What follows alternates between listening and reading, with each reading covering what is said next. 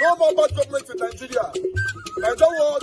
The only media that have been consistent speaking against the bad government and for the purpose for reformers. Nigeria what? Yo!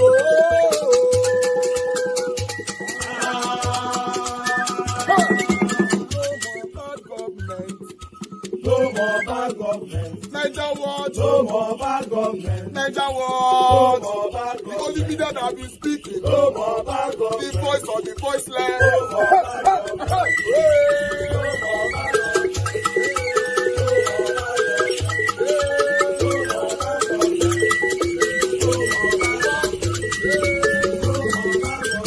Niger what? No more bad government. For the poor. No more bad government. Niger what? No more bad government. Niger what media? No more bad government. No more bad government. No more bad government. In Nigeria. No more bad government. No more bad government. No more bad government. The only media. No more bad government. The number one media in Nigeria. No more bad government. That have been speaking against government. No more bad government. Niger what? No more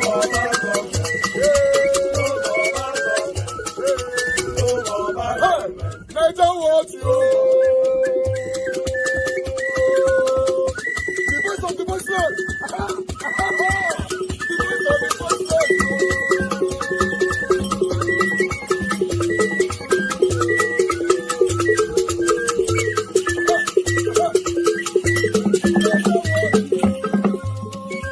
Voice for the voiceless. Voice for the voiceless. Niger what? Voice for the voiceless. Niger watch media. The only media that have been speaking against bad government. Being consistency since 1944. Voice for the voiceless. Voice for the voiceless. Umuwame. Voice for the voiceless. Umuwame. Voice for the voiceless. Voice for the voiceless. Voice for the voiceless. Voice for the voiceless. Voice for the voiceless. Voice for the voiceless. Niger watch you. We have been seeing all you guys have been doing.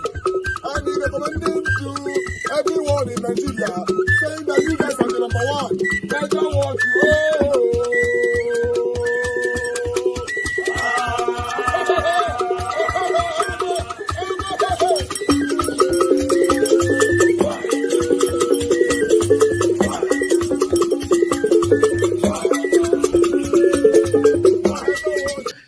We don't come again. Today is Tuesday, 26th of August, 2025. My people, how on a day today? Mother of all mommy diaspora, good evening to you, mommy. Thank you very much for all that you do. I appreciate you always. Thank you very much, Abu Azi. I appreciate you. Thanks for all that you do. Thank you, Madam Iris Finance. We can see you in the building. Thank you so much. I appreciate you. I appreciate every one of you right there, my people. And God bless you now. Thank you, Mr. Johnson Emmanuel. Thank you, Mike Akambare. Thank you, everyone right there, Kingsley, and many, many more. And God will bless you. Now, just help us to press on the like button, help us to copy the link as well and share, and also press on the dollar sign if you can. Encourage what we do here. I already have the first caller on the phone waiting, which is Mother Deborah. For those of you that want to join us, come in now. A link will be posted. Mother Deborah, thank you very much, ma. Good evening to you. Talk to us. Yeah, thank you so much, Mr. Elvis. Thank you, ma. Good evening to everyone watching. You're all welcome to today's broadcast.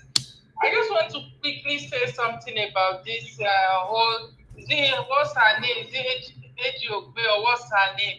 It's so annoying most times when they are discussing important issues and you just see them laughing as if whatever they are saying is funny. I think it's high time they make them understand that those things they are discussing are issues that are very, very important. The idea of always laughing is so unprofessional, and it just make them trivialize whatever thing that they are discussing.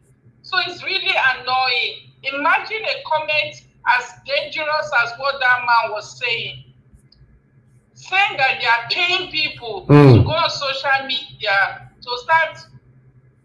Is that the right thing to do? If the government is sure of what they are doing, are they not supposed to give people proper information about what they are doing? Why should they have to pay people to go on social media and attack people where they are? There's freedom of people have the right to government is doing the right thing, they are supposed to come out and defend what they are doing. So something that is as bad as that, instead of them to even discuss it and say that this is wrong, we shouldn't be, we shouldn't even be hearing things like that. If you are sure of your policy or you know that what you're doing is right, you come out and defend what you're doing. That's what reasonable governments do. They come out and defend their policies. But you see, something as important as that, Ejobe is laughing. They all just laugh and just move away from it. For how long are we going to continue like this? It's just so annoying that Very every time annoying. they're discussing important issues, they just laugh. It's And very sad. particularly that lady, she laughs and just, it's like they are not there, they are just there to entertain. I think they are just there for entertainment. If what they are discussing, they know that these are issues that affect the life of people. These are issues that people are concerned about. Then they should actually discuss it with some seriousness. But this issue, idea of them just laughing and they just move to the next one. It's like they're just there to entertain people, you know. So that particular the way they address that issue is so annoying, and this is not the first time they are doing that. You know, it's more like an entertainment. They cannot even address the issue with the seriousness that is required. Then regarding the article, it's obvious article is desperation is even beginning to annoy everyone. When people become so desperate, then it becomes annoying. That the fact that you think your own desperations to perceive every other human being should now have to suffer because Atiku wants to become president. It's so annoying, and I can guarantee you that the way he's going, he's obviously going to lose, because the moment you are desperate like this, you may never even get what you want. Even Tinubu seems to be smarter than him. At least Tinubu has to plan properly, has to even step down for Buhari to come in to pave way for himself. But Atiku, why can't he even do the same thing if he's wise?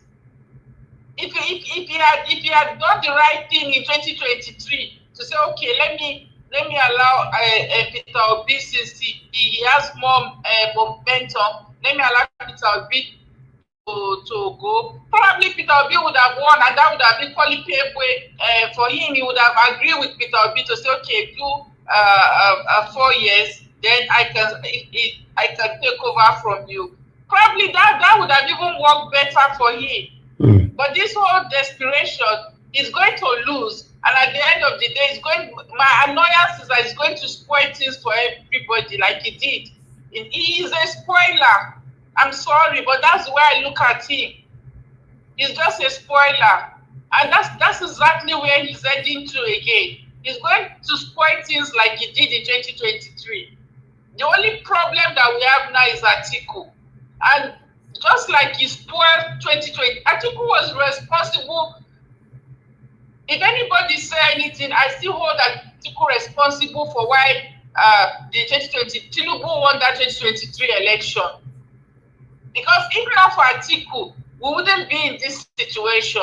And it's so obvious that he's still coming to spoil things again. Because he's the only obstacle now. And it's a shame that the same thing that he did in 2023 is the same thing that is going to happen to him in 2027. Then he will pack his load and go and retire in Dubai as usual. Because he cannot even feel the pulse that people don't want him. You have money does not mean you have to force yourself on people. So I just don't understand. I think he should go. I'm not saying Tinubu, I'm not supporting Tinubu, but at least people can learn some lessons from Tinubu. Sometimes you want something, you have to still pave way for others to go through. It's obvious that he's seeing it now that people don't want him, but he's still forcing himself. Tinubu, when he knew that, okay, Goodluck Jonathan has just finished, he knew that this is not the right time for him to come out as president. He stepped aside for Buhari to, you know, that, okay, this is the turn of the North. Let me step aside for Buhari to come in.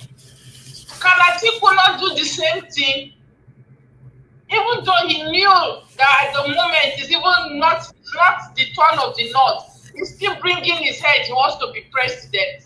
So the lesson that Wike taught him in 2023, he has not learned anything. I don't like people who don't learn. The same thing he did in 2023. When it's not the turn of the North, they want to zone. He came out and messed things up. No, exactly. It's not the turn of the North. He's still doing the same thing. I think his wives should advise him. I don't know how many wives they say he has. I think those women, one of them should call him and advise him. One of them. Because the way you said one of them. No, I heard he has. They say he married from all. I don't know. They say he married different tribes. So I think one of them should be reasonable enough to call him to order, because he's just the one messing things up. The same thing he did in 2023 is what he's repeating now, and he's beginning to annoy everyone. I think we should be calling him out more, so that otherwise he will mess things up in 2027. While people are suffering from the mess he created, he will pack his load and go and sit down in Dubai. So I think, in my own opinion, people should call him out. He's just the one that is going to spoil everything. That's the obvious fact. Thank you so much, Mr. Elvis. Thank you. Thank you very much, Mother Deborah. Thank you. God bless you. Mother Deborah said, make one of his wives, made them call him out. You know, the funny part of it, or the sad part of it is that most politicians, their families don't talk to them. Their wives, children, they don't talk to them at all. You know why? Because they are enjoying the same resources, stolen wealth, that is coming to the house. So that's why they don't talk. So the best that they can do for them, they remove them from the country. Go and do your research. You find out that most of their wives, children live abroad. So fortunately, they're not going to say anything. When the child said that they want this car and the car worth 200,000 pounds, and you know where your father is going to get the money from. So when you start advising him to stop doing what he's doing, obviously he cannot afford it anymore. So that's why you see most of how many politicians' children that you can see on social media that will come out, for example, to call their father to order. It's not possible. You know how many politicians we get for Nigeria? How many of their children you don't ever see? None. Regardless of whatever that is happening, they're always saying, even when their papa died, they're always saying that my daddy was the best. You see Buhari's daughter come on the other day, saying that Baba was this, Baba was a very kind person, Baba was this. That's how she was talking. Baba cares so much about people. Baba is a very quiet person. Baba. I can't say, who be the Baba with this woman they talk about? So I can't look on left or right. I can't say anyway, na Papa. So obviously, he go praise his own Papa. But still, none of them will say, my daddy rude, he messed up. Even though he's my daddy, I love him, but he messed up. No, I mean, if I don't see talk like that. They talk. So calling, the wives to call him to order and all that is impossible. They won't do that. It's very, very unfortunate. They're not going to do it. Thank you, Madam Patricia. I can see you. My people, now we see him. I don't know how long we are going to continue to live like this. But still, I'd like to take this article quickly so that we can move on and start talking. Guys, help us to press on the like, help us to share. That is very, very important for us. Let me just take this article here. As you all know that for the past couple of days, Peter Obi have lambasted on Tinubu and his administration back to back. So they have responded. Lagos APC reject Peter Obi's Nigeria is a killing field claim. You know, they say like Peter Obi lie for saying that Nigeria is a killing field. No, Nigeria is one of the best and all that, blah, blah, blah. All Progressive Congress Lagos State Chapter has dismissed the statement attributed to Mr. Peter Obi, the presidential candidate of Labour Party 2023, that Nigeria is now a killing field.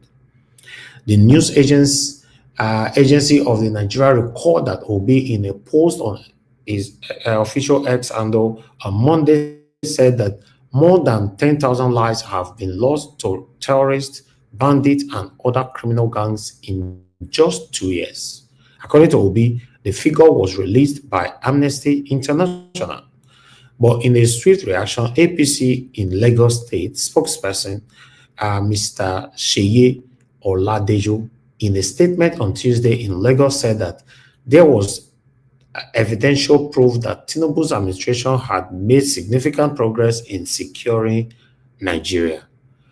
Oladejo said, unquote, APC utterly reject and condemn the allegation by Mr. Peter Obi that Nigeria is now a killing field, with more than 10,000 deaths under Tinubu's watch. These sensationalist claims are not only baseless, they are a disgraceful distortion of reality made in hard faith to score political points. Under President Bola Ahmed Tinubu's renewed hope agenda, Nigeria's armed forces have delivered extraordinary successes, dismantled terror infrastructure, and restoring stability to previously threatened communities. According to him, from the hard data, not hype, the Defense Ministry midterm report August 2023 and April 2025 revealed that 9,415 terrorists was neutralized. More than 3,159 suspects were arrested and 5,449 hostages were rescued. Now, the APC with delegates, they talk so. He added that the data from the Defense Headquarters 2-year summary showed that 6,260 terrorists were killed, 14,138 terrorists and criminals were apprehended, and 5,365 civilians were rescued. He said that the data showed that 83 billion naira worth of stolen crude was recovered. On military operation across the zones, Oladejo said that in the Northeast, Operation Harden Kai, no fewer than 1,246 terrorists were killed, 2,467 arrested, and 1,920 civilians rescued. All these statistics, so me never seen them before, but I hear they say it now, so I thought I should read it. For those of you who don't know, say Tinubu they work, maybe for still know now say is working, according to this report and statistics that I'm reading to you from here. According to him, in the Northwest, my friend is working very well. Make una leave am. Not be with that. Now they read so, mama. Now they read so. According to him, in the Northwest Operation Fasan Yaman, data showed that 1,374 bandits were killed, 2,160 surrendered or were arrested, and 3,288 hostages were rescued. These are not statistics; they are lives saved, communities secured, and terrorists dismantled. Just recently, military airstrikes in Katsina freed 76 hostages, including children, some kidnapped during a mosque attack, and claims at least 50 lives. One child tragically died during the rescue, illustrating both the danger and the bravery involved. He talked for here, not be small thing, I don't know whether I make a stop, but let me just continue. Additionally, airstrikes eliminated 35 militants in the same region. In Bonu, unquote, precision airstrikes killed 35 militants, restoring critical ground communications and stabilizing the area. A week-long operation in Bonu earlier this year neutralized 76 extremists, arrested 72 suspects, and rescued 8 hostages, he added. On the technological structural strengthening of the military, Oladejo said that under President Bola Ahmed Tinubu leadership, the Nigerian Air Force had been transformed with modern acquisition. He listed these to include the purchase of 24 M346 attack jet, and 10 AW109 Tracker helicopters, among others. According to him, the Nigerian Army and Navy have also received cutting-edge hardware from tactical vehicles to patrol vessels, strengthening ground and maritime security effectiveness. Local defense manufacturing, becoming DICON, has produced more than 4.6 million rounds of ammunition, 53 MROI-IP, 14,040 PPE units, and even drones reduced. Oh, okay, these people don't get drones. Oh, okay. I bet me help me tell them, say there's lots of kidnappers for Benin. I don't know, say I don't get drones. Oh. You see now, thank God say I not stop here. Now make me read and reach here. Where the drones when bandits and terrorists collect for their hand. No, they say they don't get drones. Oh, so they don't report to us, say they collect for their hand. I'm here and there today when you need me to talk. Drones reducing dependency of foreign supplies, he said. He said that the administration had also received credible recognition for remarkable progress Tinubu's administration had made in the fight against banditry and terrorism. Where did he receive that recognition from? I beg, you're gonna let me know, because that's what they see, that's what they read them. Hey, good. Then went on. According to him, the Coalition of Human Rights and Freedom, CHRF, has commended the armed forces' performance, citing that more than 13,500 terrorists and criminals were neutralized and nearly 10,000 hostages rescued under coordinated operations. These are tangible, verifiable sources, adding that there is nothing like the exaggerated sensationalism offered by Mr. Obi. The Nigerian armed forces under this administration are not only standing tall, but they are all striking back aggressively, saving lives and securing our nation. The Lagos APC stands firmly behind the leadership of President Bola Ahmed Tinubu and our military heroes on front line. We invite Mr. Obi and others to acknowledge the progress made or risk being left behind in baseless political dramatics. Hey! And so, when I tell our principal, say they respond to Ramo with a lot of statistics, a lot of research. In fact, it will be this one, and today they respond this one as well, the 26th of August, today not 26th. So, I beg, can't let us know whether like they inside this one. Because me know, for someone like me, I don't feel know whether like they inside, because I don't know where all these things be. But when I send some drones go Benin, I beg, we need some for Benin, because they say terrorists don't capture the state now. Okpebolo no, they talk anything. So if Tinubu can send some of these drones to Benin, they find these people, I think that would be very, very nice. My people, I'm gonna have a blessing. I've done my part. I would like to take this call quickly, then I'll come to the panel and then we can start talking. Just press on the like and help us to share. Good evening to you. You called your name and where you calling from? Yeah, this Emmanuel. This Emmanuel from Turkey. Okay, okay, Emmanuel. So I don't use it. Good evening, sir. Yes, sir. So my name is want to use the man again. And please, I will also beg you. You see, before I want to see message again. Before if you put without my own number, if you send message and they get message, I want to get message again. Because since we got the support Tinubu, now make you know you get message again now. Oh, I don't support Tinubu. I don't support Tinubu. Okay. Let me see. Okay, that's not I saw. Talk to me. Let me assume. Okay, yeah, why I really call is you see this squad, by the year one you see as PDP don't zone the ticket to South. We go back to PDP. No, that's not bullshit. That would be the biggest mistake. Even like sharp, me know you're trying at all. So okay. I say our advice would be to find this way out with the ADC. The party is out of it, PDP is out of it. So make it fight away, make it fight away, may go be running mate to satanic article. I watch one man talk. I watch one guy from Istanbul. This radio for Lagos say I want say article endorse will be to this lady for show with the interview. Say article endorse will be 227. Article agree to step down will be. Say breaking news. Okay. People consider to confirm that are true. That's I just confirm. One this PFM radio station for Lagos with the interview with the breaking news.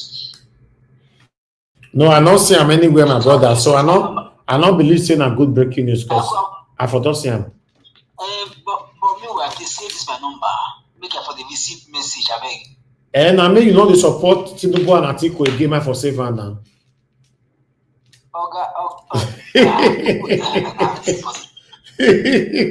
All right, my brother. I will save her. I will save her just now. I'll save her now. You get many fans for talking here. They watch here well. Many fans. All these fans they watch you for here. Many fans here. Thank you, my brother. Send me message, man, for save her. Send me message, man, save her now. Okay, thank you. Yeah, yes, sir.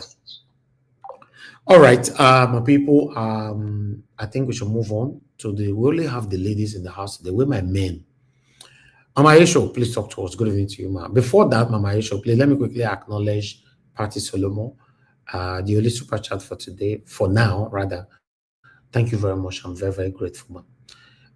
Or sir, Patty is a woman or a man. I not to know, because this Patty Solomon don't deal with me now for the past couple of years. But party after party after party. Thank you very much. I'm grateful. Okay, Mama Aisho, you have the floor. Talk to us, ma. Good evening to you. Mama Aisho, you are not there. Maybe they give me that on mute. Okay, thank you, ma. Talk to us. Greeting, beloved Elvis. Greeting my mother that is carrying me and my children for her back and she's not falling. And which kind of wahala be this, I beg? That she's not falling and I will not fall. Greeting to all our listeners and the commenter, the super chatters, and those that will listen later. The thing is this. Who said my senior boyfriend is not working? Why are you people talking like this? Senior boyfriend, thank you. I want to thank you because they say person when he thank for today, he go see another one collect tomorrow. So the reason I want to thank you be say, when you people came into power, your wife rat, he talk say, una not come to chop our money. Say una get enough money to chop. So I was waiting for you to declare all your assets. And the drop barrel when you pay, you cannot declare your assets. So you not declare anything for us. Then before we know, you buy yachts. The cost are for Navy. Before you know, you change, you come buy the presidential jet fleet. They say nothing. Before you know, you call your pikin, Sheyi Tinubu. He can't be there, they do match. He say he want to take over Lagos, come 2027. Then rat, he can't be there, donate 1 billion. I want to ask you now. Then before you know, my children can say 35,000 is too small for them. They come bring say they want how many? Is it 500,000? I be waiting. They come begin the negotiate into is it 250? I be waiting. Before you know it, you can't carry them inside. You can't tie their neck with lies because they must take 70,000. I be 75,000. Then you can say subsidy is gone. You can't begin to collect plenty money till today. Una never tell us anything about the subsidy that is gone. How much money una don't can gather? We never know anything about them at all. Before we know it, we can hear say you get refinery for Malta. They come do wuru. The thing can hit Dangote Exposa. That go they come begin they confess. Say now get hand for refinery when they mortar. No problem. So the children, the children, when I come inherit for you, they come begin they cry. Ebing power, ebing power. Rat come and say, if a bee is buying you people, let us go to the farm. He can't go. He can't go walk off Aso Rock. He can't gather people together. Now God they show us say, rat, they meet Tinubu, they do farm. According so with that initiative, when Remi Tinubu they do farm for one garden for Aso Rock, all the money you go when you go come they borrow from there, you go give out to my children. It's okay, Egba, there is plenty land. He did not go and farm. There was nothing like that. Not knowing that you and your people, una dey thief am together, make una come dey take run election. Before you know it, they come begin dey carry your poster everywhere, every state. They come begin dey do after your 2 years in office, instead of for us to see the result of your good governance. No, they don't start to dey do campaign because they know say you have nothing as an achievement to show to us. Now don't bring statistics of what you achieve. I beg, why una not put statistics say all this military equipment when una buy, una don't give out to terrorists, because the time when they overtake all this military base, they pack everything come up, plus the vehicles, so plus kata, they pack everything come on. Why not put them for statistics? Since una want do statistics with Mr. Peter Obi, I beg. Since when my senior boyfriend come into power, how many soldier picking of mine una don't recruit? And how many of them una don't donate to terrorists when they don't send to early grave? One I never tell Nigeria when their wife and their parents never know what happened to them. Senior boyfriend. But no problem. You people will give account of my children to me. So that idiot, when he brings useless statistics, go back to your drawing board, because your statistic is incorrect. For you people to tell us, say you as a statistic, how many of this ammunition, how many of the drones that you people buy, how many that you people with your wickedness they give to terrorists? It is only in Nigeria that we can begin to see, say, they use taxpayer money to buy ammunition.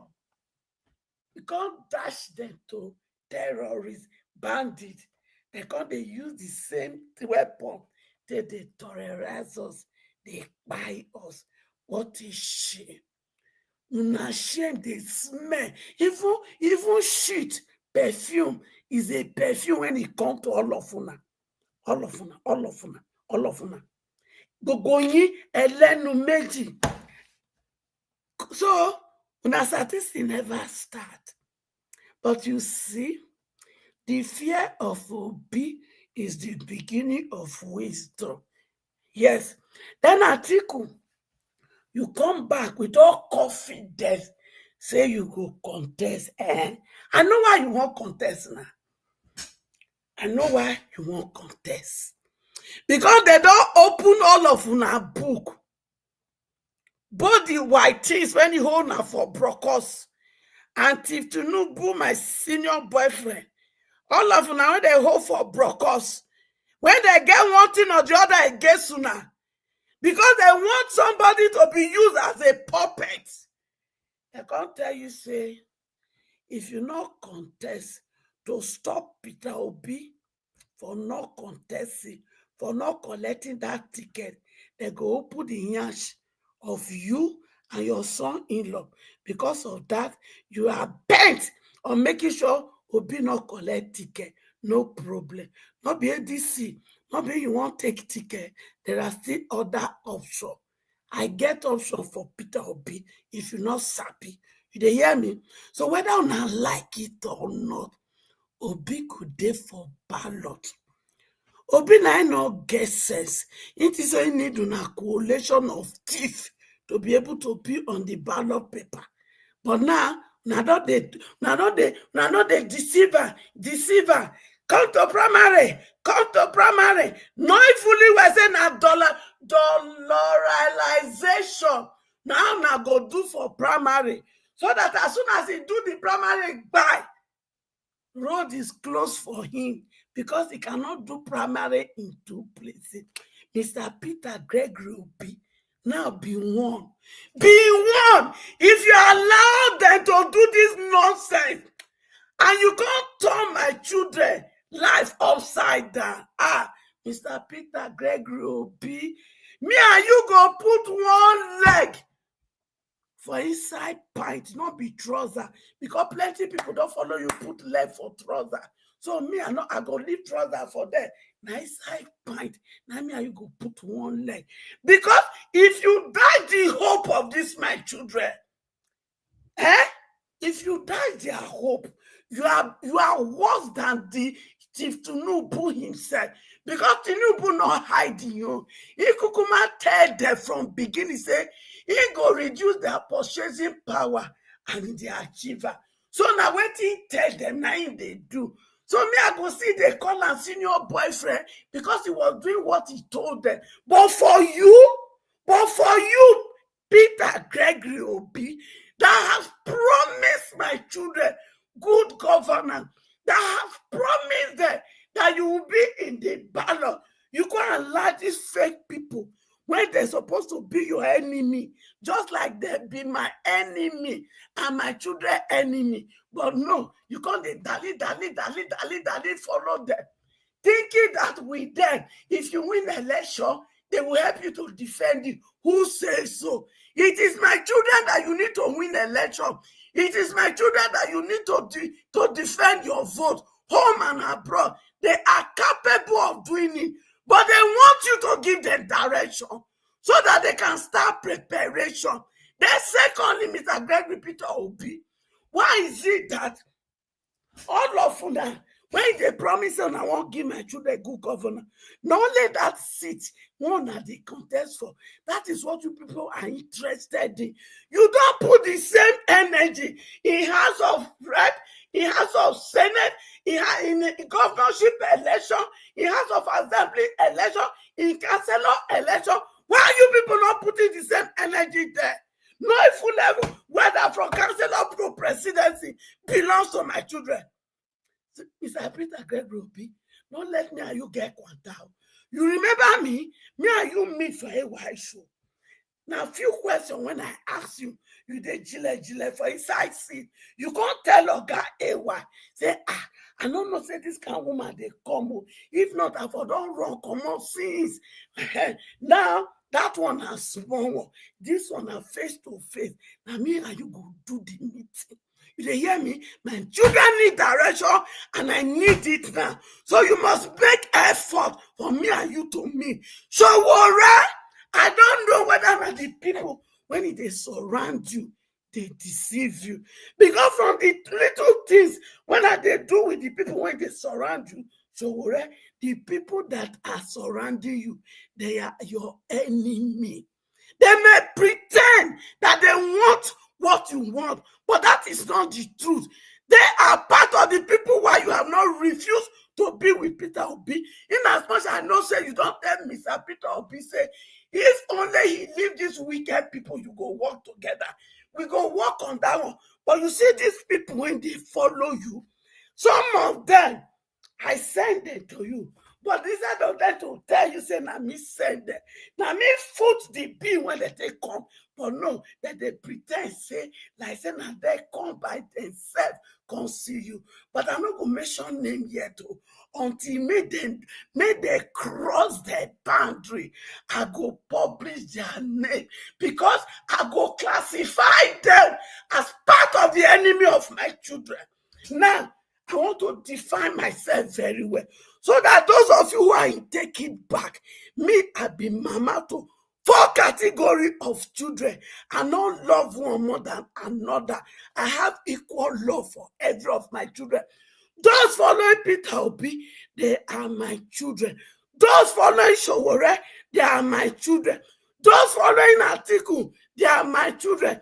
Those following Agbado, my senior boyfriend, they are my children. I have equal love for everybody, and it is my responsibility as the mother hen to fight to rescue every one of them. So those of you that are in take it back, if you now begin to go and tell Shore, she's now following Mr. Peter Obi, you guys are an idiot. You people are fool and stupid. Thank you, and God bless us. I yield the floor to somebody else. All right, Mama Esho, thank you very much for that, your submission. Be like say Peter, we collect from your hand today. Woto. I bet make una dey give Showore like that as well. Cause Showore, the way India they go now, in own But way. yes, I talk about Showore now. And but the way you take talk to her, you talk to her, say that your son, you can't, like say you can't paint her, No, I'm you not can't, better. you can't I repair send my her message. I as send my mother message. as son. Jealousy. Anyway, thank you very much, Amarisho. Okay, let's hear from Madam Patricia. Madam Patricia, thank you very much for joining us today. Good evening to you, doctors. Good evening, Mr. Elvis. Yes, ma'am. Good evening, Mommy Diaspora. Mama Esho, good evening. How you doing now? My love, I throw a salute. Well done, eh? You dey Thank you do for... now. You join us when they cook black soup because black soup they hungry me. Yes, na pounded yam, Madam Patricia, you dey eat for the pounded yam. Hey, where is my own black soup? I dey eat and I dey eat. But yeah, if I can't join me, but too far away. Mama Esho, I think Mr. Elvis send you my number, abi? Yeah, I believe so. He told me he did.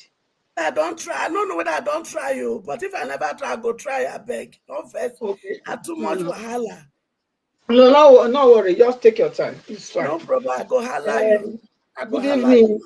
Good evening, Nigerians. Good evening to all our guru on comment section, our viewers everywhere. Thank you and welcome to today's broadcast. I've been away, Mr. Elvis, for some time now. So, Yeah, we but I think, notice maybe you still yeah, take a break now. I Nigeria didn't matter. fit for me to come now. No, I travel. No, I was not in, yeah, in my station. I went away. Oh, okay. That's why. Yes, I just came back. So I said I must come to the panel today. I didn't even follow the presentations, everything, but at least I heard when yes, the other man was saying Atiku has declared when you were reading. I think you were reading, yeah. So it's not strange, Mr. Elvis, that Atiku has declared his intention to run, and this has always been my concern, you know. So this ADC is a scam. Every one of them in that ADC, they are scammers. You know, Nigerians need to wise up and size up. We have seen enough of all these shenanigans, and it's time for we to take back our nation, take back our lives into our own hands. Honestly, there is no hope coming from any of these places because they are all as corrupt as one another. ADC from beginning, you know, of that collation. I said it that this one a collation of failure because you know go go. Because I mean, if you say I said it yes, if you say you wear white garment, white cloth, you go to follow people when you get stain for their hand and body. You self no go stain. You go stain now. So the fact that even Mr. Peter Obi was willing to say he wants to save Nigeria, look, all of them, they are there to save themselves. Please, we will not deceive ourselves. You know, the truth is bitter. Nigerians don't like truth. That's the problem. And until you learn to look at yourself in the mirror and tell yourself the truth, that's only when your liberty will come home, your freedom. You see me, I don't deceive myself. I don't see any hope in any of them. Sorry, I don't. The antecedent shows there's no hope. And I thank God again that the video that you played today, I watched one of them at my spare time, you know, about whether Lizzie Ubedi and VDM. VDM also called Mr. Peter Obi out Exactly. then, you know, how that they started the protest and the intention was to get the whole country protesting. Who came out to say no? It was Mr. Peter Obi. Was that not what I've been saying here? That some people like I will mention Ijidima and the rest. They have been saying that I hate Igbos. Okay, let me even go back again because I still listen to that one of yesterday, the Indigbo. Is it not what have I not been vindicated?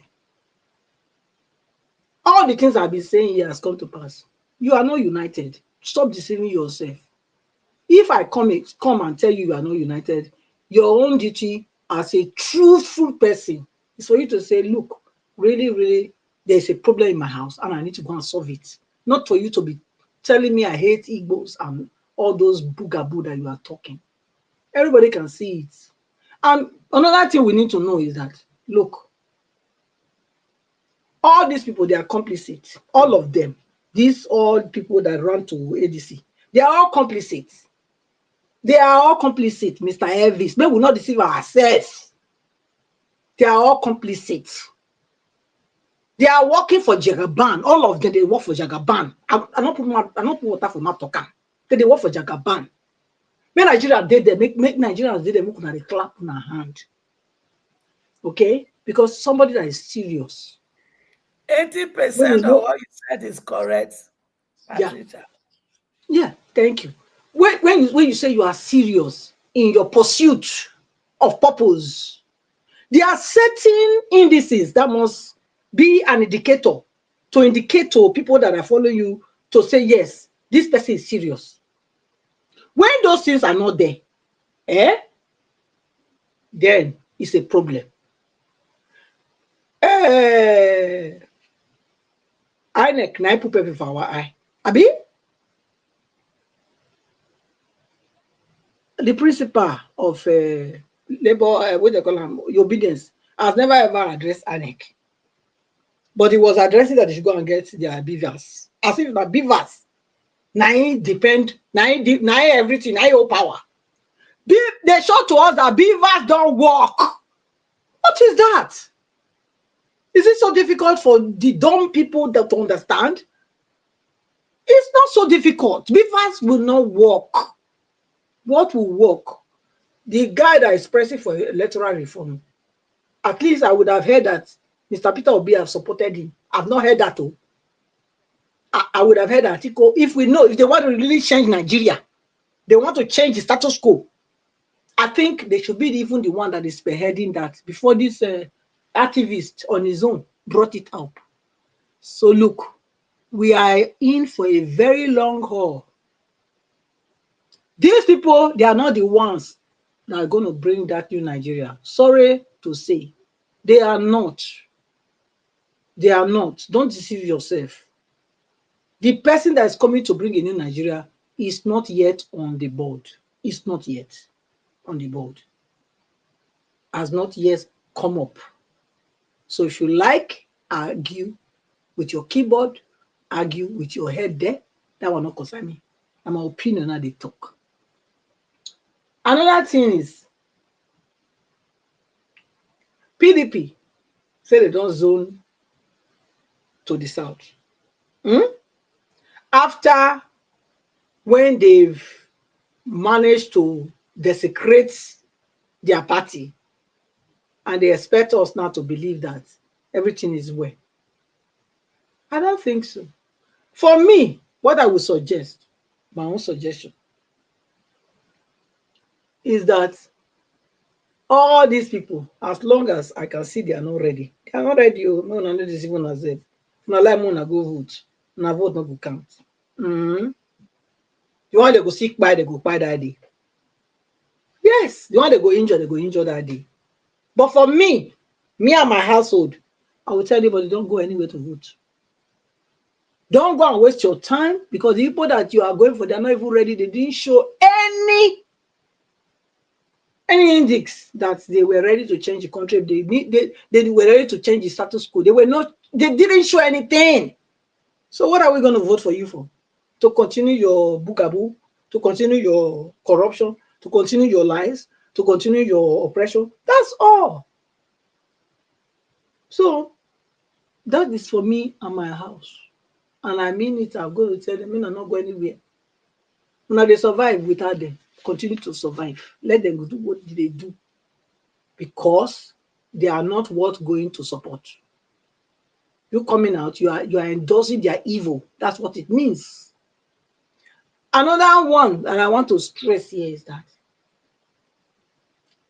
if you say, what did they say? Especially those that always counter me here on the, they know they come, like, they know they come, they know they come for what they call them, back. They know they come live, but they counter me for comment section.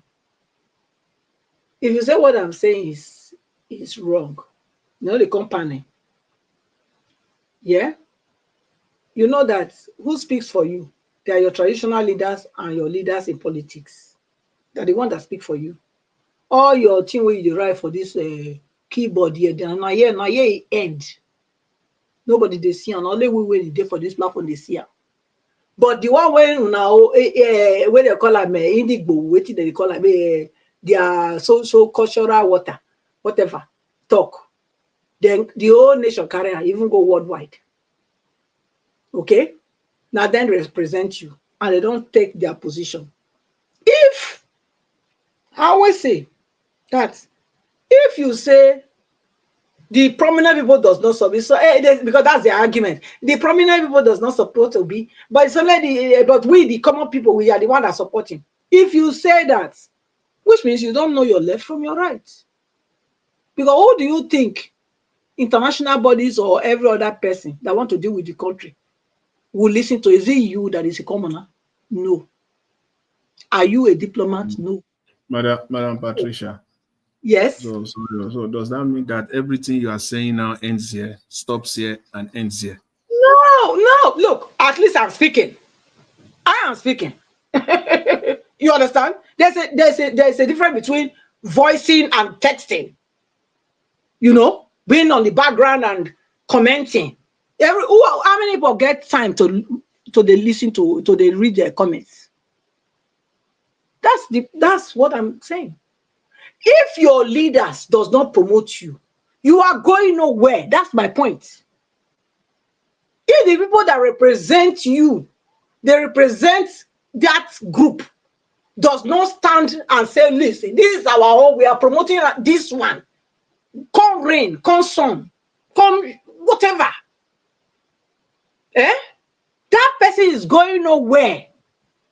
Let's stop deceiving ourselves. That's all I'm saying. Especially them, not me, because I've already pitched my tent. Yes, I pitched my tent very well because I said it before. I'm not supporting anybody. I'm not in 2027. I'm not in support of anybody, any candidate. Let them do their thing. And so I will also pass to my family back there. Want to not go out, want to not do anything. Leave them and do what they do. It's as simple. Because the person will go turn Nigeria, true. So this Eldorado, all of this dream, I never see among any of them. I beg. We will not deceive ourselves. So that's my opinion, and I've also submitted it. If you like, you take. You like, you not take. So I'll leave it there. Mr. Ibis, again, I will thank you for the opportunity to speak again today, to hear my voice and my opinion. Thank you. Thank you very much, man. Thank you. I appreciate you. Thank you. All right. Before I will come to the next people here, Madam Iris Finance, you're already in. Thank you. Before I will come to others here, I would like to quickly play these short videos. Let's pay attention to this. Then I'll come to Mr. Jonathan, then before Madam Iris Finance. Let's listen to this. Nigerians, they have fallen in love with their enemy. And that enemy is bad governance. But let's pause. How can a people fall in love with the very thing that destroys them? The answer is simple. They've never truly experienced the alternative. For decades, Nigerians have been raised on the diet of dysfunction, broken promises at every election, hospitals without medicine, schools without teachers, leaders without vision. After a while, you begin to normalize the chaos. Power goes out in the middle of dinner. We shrug. NEPA has taken light again. The governor embezzles billion but donates bags of rice. We clap. He's a very generous man. See what happened? The abnormal become normal, and the normal become unimaginable. We have been so conditioned that when someone demands accountability, they are labeled enemies of progress. When someone insists on standards, people roll their eyes and say, this is Nigeria, manage it. But let me ask, how do you recognize good when you've never tasted it? How do you measure justice when injustice is the only ruler you've known? This is the tragedy of our nation. It is not only that bad governance exists, it is that Nigerians do not know what good governance feels like. We cannot even compare because the comparison does not exist in our reality. And that's why it seems as though we've fallen in love with our enemy. We've developed a strange romance with failure, a toxic relationship with mediocrity. But here's the thing about love. Once you encounter the real thing, the fake cannot hold you anymore. The moment Nigerians taste even the smallest dose of true governance, leaders who serve, system that works, policies that put people first before politics, it will be impossible to go back. Because once you see light, darkness loses its power. Once you taste freedom, slavery becomes unbearable. So the question is, when will Nigeria fall out of love with their enemy? When will we demand a divorce from bad governance and choose a new partner? Accountability, transparency, justice. Because until then, the abnormal will keep masquerading as normal. I do not believe it was created by God. I don't believe it. A fellow called Tob Goldman, his girlfriend, she named the country. And also Lugard. This nation was created for the business of the British purse. So they wouldn't have to bear the bill for the not as prosperous and wealthy part. And they had a deal concerning the Sudan. And those who care to buy the book, buy the book. It's written by a fellow called, the name of the book is The Martyrdom of Man. As far as Africa was concerned, two empires got together and decided that this land will go to the sons of Ishmael. Of the British.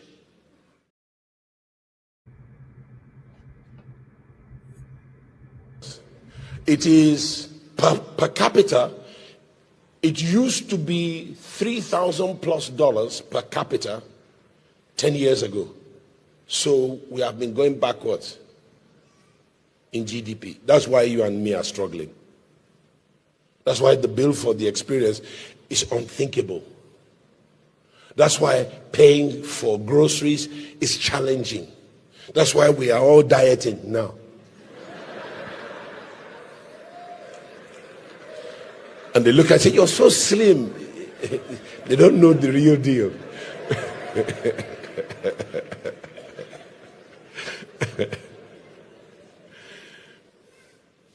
So there are 3 levels. If it is to be said, who will say it? If not now, when? If not the light of the world, who? If not the salt of the earth, who? The Bible says the church of God is the pillar and ground of truth. If everything else fails to tell the truth, the church must not depart from the truth. But I do believe that truth must never travel without love. And it mustn't travel faster than love. Otherwise, nobody's going to hear your truth. Grace and truth came. Grace means mercy. It infers love. But I need to get past all of that. Let's talk about the theology of the temple. There was an intentional shift that God, in 4 years, $1 trillion US. Right now, in the world, our nation is one of the poorest. Please understand the distinction between nation and country. Nation is a people subscribed, submitted to, and espoused to a value system of propriety, justice, and equity. If you give them a country, they will do good with the country. But if you give a motley crew a country, they will ruin the nation and the country. So which Nigerian is not corrupt? Which Nigerian? Because it has now become cultural and it has normalized. We don't see it as wrong anymore. The courts don't tell us the truth. And truth is not only to be told, it must be modeled. The second arm of government. Let me not go there. But builder and maker is God. That's not a 5-year job. It's not a 2-year job. It will take commitment, my belief, for at least 20 years. We may negotiate the U-turn and start the trajectory, but then hedge it in with concrete. So these mad people that think that the best industry in Nigeria is politics will not be able to find their way into government, any of the 3 R's. We don't need that anymore. And as we're speaking, your amen had better be loud. Because I believe heaven has been waiting to hear this. And to hear your amen. Because heaven will not act where men do not speak from conviction about what they want heaven to do on earth. Please give me a witness. I know you came for the sugar and the sweet. I will give you dessert soon. So the result is our country, though it is one of the wealthiest civilization, Eastern, particularly Middle Eastern. You cannot build the Nigerian identity without education. Nigeria by now should be the factory of Africa and the Western Hemisphere. Yet we are the dumping ground for their second-hand and cheap goods. That means we need technical schools to come back. And these vastly poor people can get a quick education as to how to invent, how to manufacture. That's what China did. China is the factory of the world. She doesn't have enough capacity to give the whole world. We have people now who are poorer than their laborers. So we should be the factory. How are we going to get there? It's going to take men of justice and equity who will consider their total volition, their total preoccupation to determine how will we get this done. Draw a roadmap. And the British are not, let me say it another way, Awolowo, Tafawa Balewa, Amadu Bello, and Azikiwe. They are not the founding fathers of Nigeria, in my opinion. The founding fathers of Nigeria are some men from Whitehall and a fellow called Top Goldman. His girlfriend, she named the country. And also Lugard. This nation was created for the business of the British purse. So they wouldn't have to bear the bill for the not as prosperous and wealthy part, unwealthy part of the country. That part of the country was oriental in. That was Pastor Adefarasin on Sunday, just last Sunday here. And he actually went far talking about the state of the nation. He said everybody, not just the politicians, everybody is corrupt in Nigeria right now. Everybody is corrupt. He also went on that the Nigerian politicians, they go into political offices for a lucrative business for personal gain, not how they can develop the country. So most of the things that Pastor Adefarasi talked about, we've already talked about it here on this platform so many times, numerous of times. So I'm happy that everybody has seen it, that this is the truth. I wish he added that 99.9% of Nigerians in Nigeria, all of them lie for no reason. It has become a culture that all of them are liars. This one is not a funny thing. All of them are liars. They lie for a living. No single truth in their mouth. So a lot of things is affecting the nation right now. But I'd like us to move on to my panelists. Mr. Jonathan, it's good to have you on the show. Good evening to you, sir. Thanks for the long wait. Please talk to us. Mr. Jonathan, Hello. I should Yeah. talk to you. Thank Okay. you. Thank you, sir. Thank you, Mr. Harris. I greet you. God bless you for the good work you are doing. I greet you. I greet my fellow panelists as well. I bet sorry, Mr. Jonathan. Mr. Elvis, sorry. Yes, ma'am. We are not seeing people on the panel. Are you aware of that? Yes, I deliberately did that. Okay. Look at Thank you. everybody here. Okay, Yes. thank you. Thank you. Okay. Thank All you. right. Mom Diaspora, I greet you, man. God bless you greatly. And all the callers and all the commenters as well. I greet you all. God bless you all abundantly. You are welcome. I joined the broadcast later, and then I had to go back to listen to it to some extent. And but the last few videos that you've shown, even though funny in some perspective, or from some, if you look at it from the comedian perspective, but it's all facts. And the last two videos, as you said also, they are not new. They are things that have been discussed extensively on this platform. I know that I can at least reference at least maybe two or three instances where I dedicated all the time allotted to me on this platform to speak specifically on all these issues. Exactly.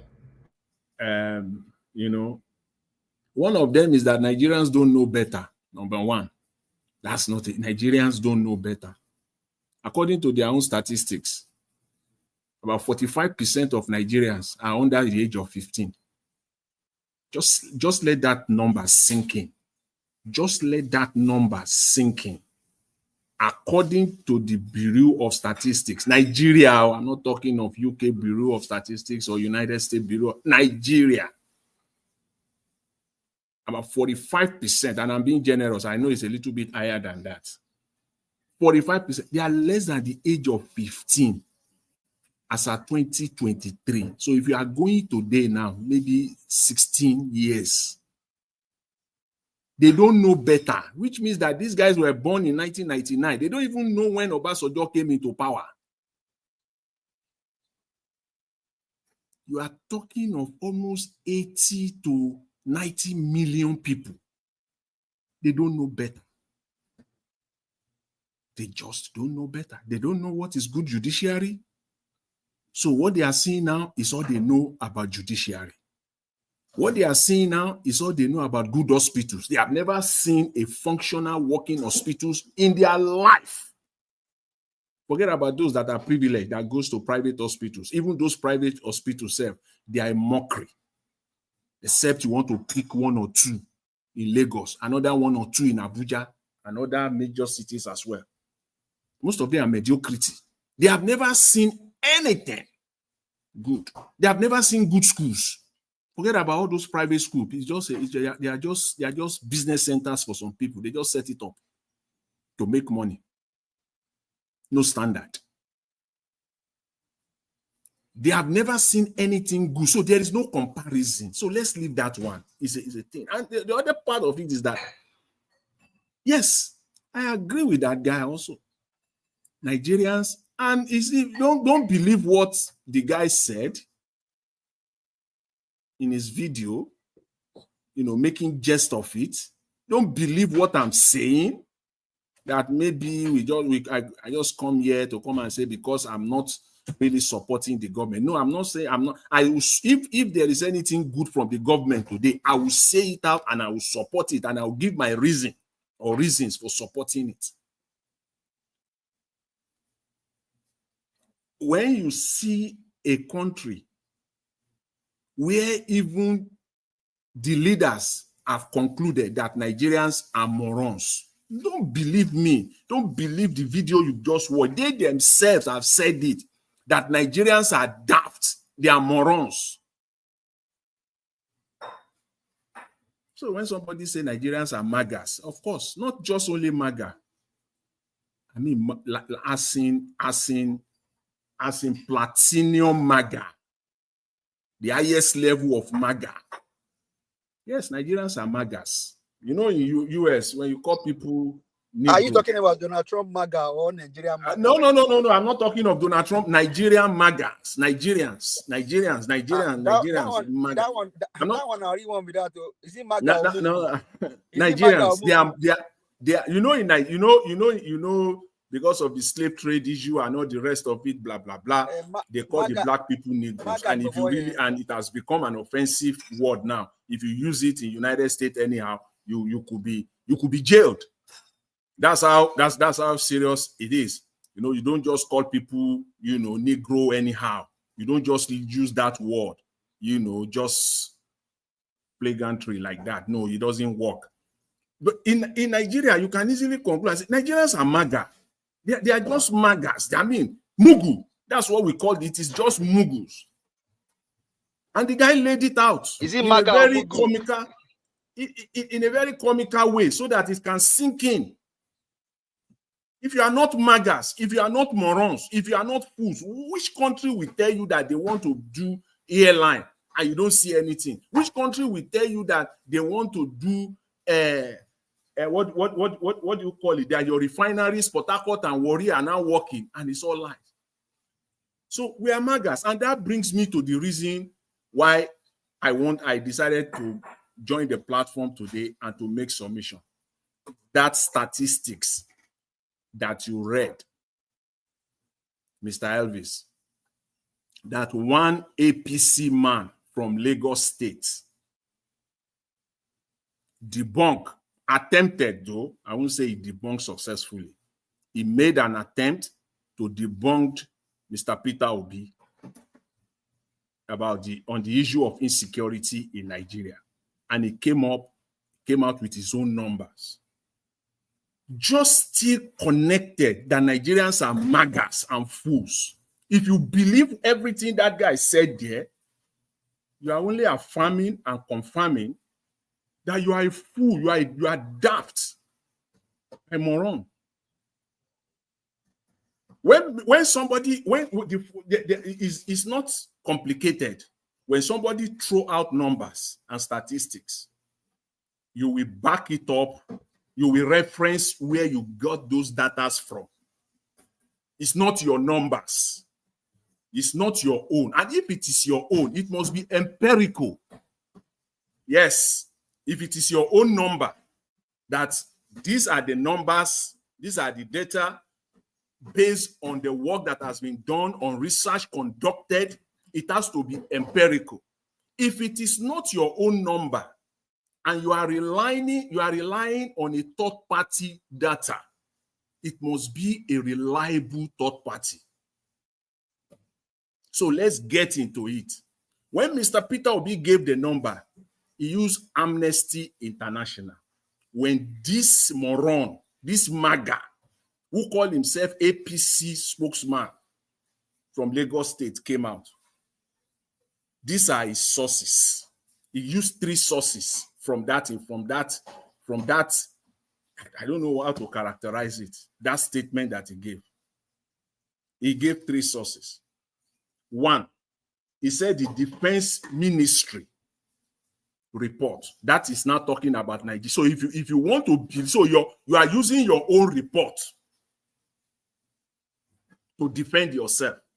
So if at this age and time, with my brain intact, I will have to believe first-hand information coming from the Nigerian military as per insecurity in Nigeria, then something is wrong with me. Then you are, in fact, you are a top notch in the Nigeria MAGA club. In the Nigeria, all of morons, you are a top notch there.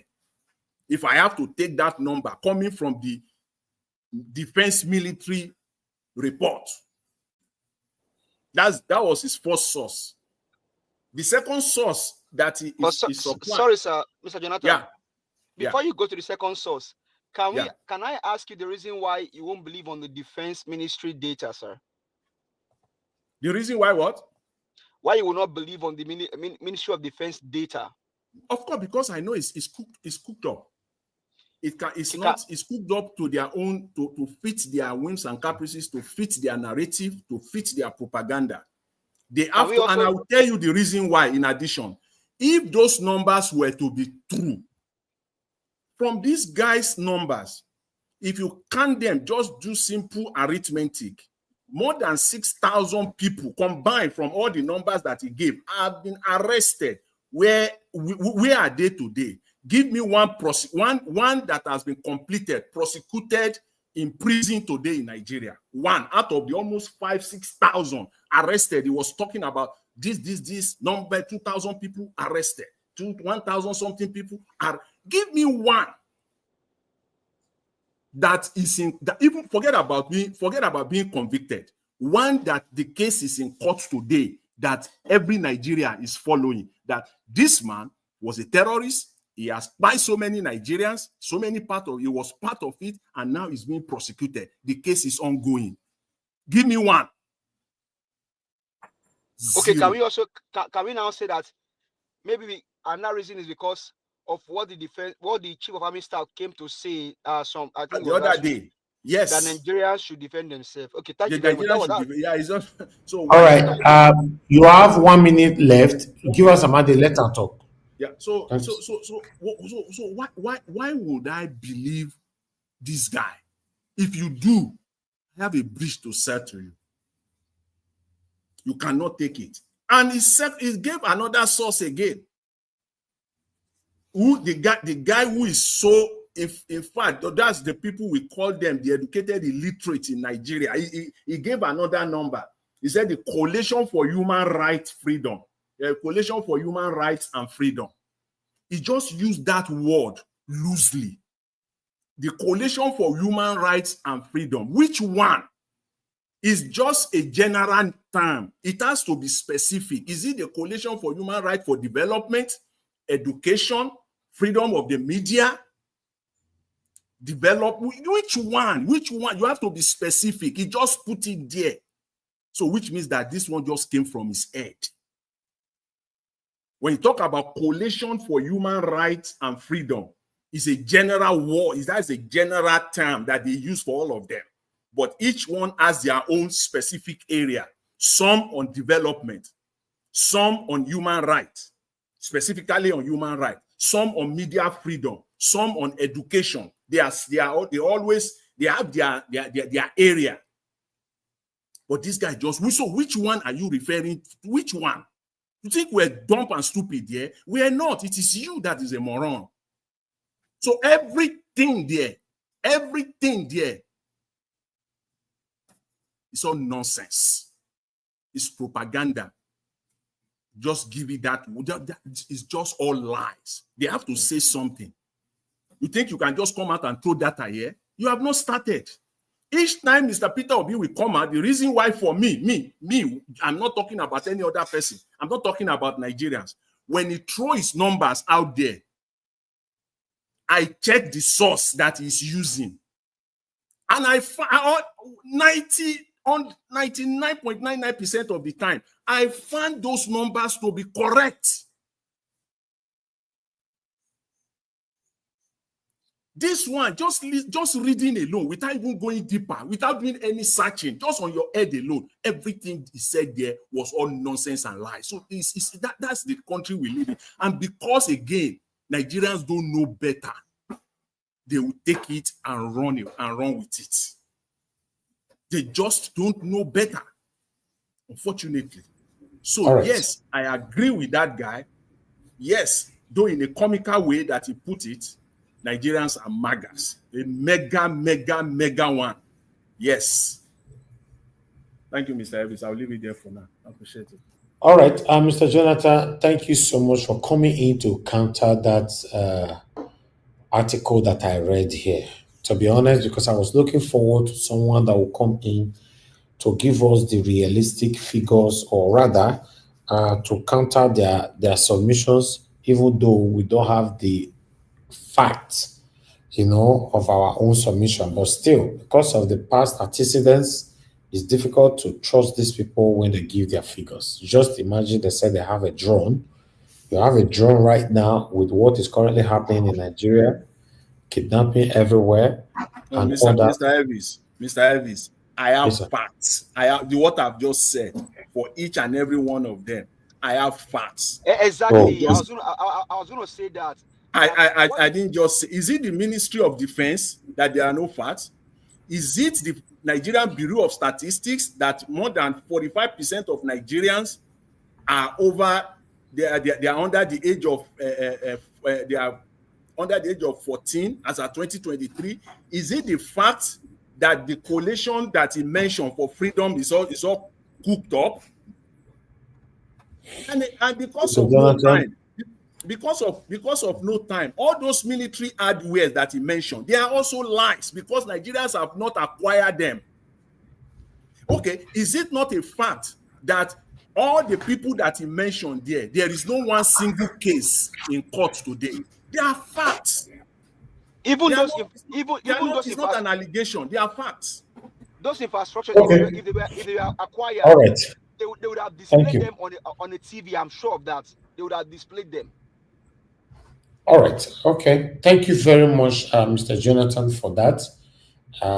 When it comes to this deep analysis, I always look forward to having you on the show alongside with others. Okay, let's move on to other people waiting. Madam Iris Finance, it's good to have you on the show. Good evening to you, man. Please talk to us. Yeah, good evening, Mr. Evis. Good evening, everyone in the panel, gentlemen and gentle ladies. Everybody in the comment section, I greet you all. And the people watching from home, all our viewers, we thank you for always being there for the platform. Mr. Evis, it's been a while. Good to be here today, and thank you for always Yes, so coming. we don't miss you, Taya, not be small. Thank you for always being there, for always coming, for doing what you are doing. Because at Thank you. least, just like you said earlier, the pastor did not add that Nigerians lies a lot. And you give statistics of 98 point whatever. Yeah, I quite agree with you because in that aspect, it's difficult to actually trust people at this point. So I want to thank you for your consistency, for everything that you are doing, and all the effort you are putting for all of us to see our dream country. So, Mommy Diaspora, I greet you. All the panelists that we have not been seeing, I hope everyone is doing well. This is just to say I missed you all personally, and the platform also miss everyone.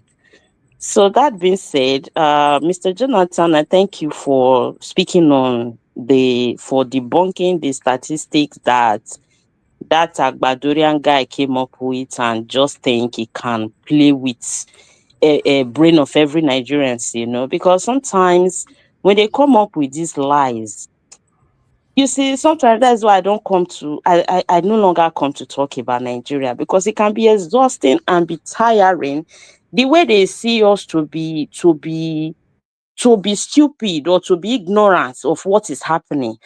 Though sometimes I don't blame them, because most Nigerians at home make them to feel that everybody is the same. I might not be too conversant with the statistics that is given and all that, but one thing I'm sure, to trust this government in power, APC, it's better somebody just get a rope and prepare for a suicide mission. So for me, I see every step, every word, anything they do or say, I don't see true in anything that they are doing.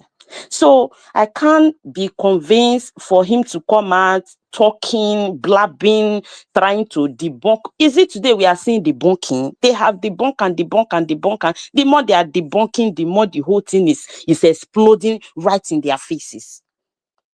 It's just so pathetic that my message, you have dealt with that particular issue. I want to channel my message to Nigerians.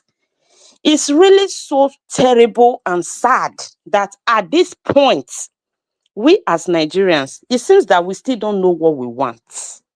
We are still behaving like people that are just palabulating without destination, like we don't even know what we want. I have been watching closely, not coming to talk, looking at what is happening, even though I've not been too in every other social media platform, but with the little news I go through and some few videos I saw, honestly speaking, it's so sad because I got totally disappointed when the ADC was launched. I have to say it today, because since then, today is the first time I'm coming to the panel. The moment I saw ADC and the people that launched the coalition of a thing, I was totally disappointed. Deep inside me, I was like, it's like we are back to square zero. Because I never see anything good that will come out there. And even till now, I still not see anything good that will come out from that place. I am really so disappointed. And it's even understatement to say the less. And the way I see that everybody was like, hey, just blow up like, I was surprised. Could it be Nigerians don't know what is happening in Nigeria? Or could it be Nigerians don't know Nigeria?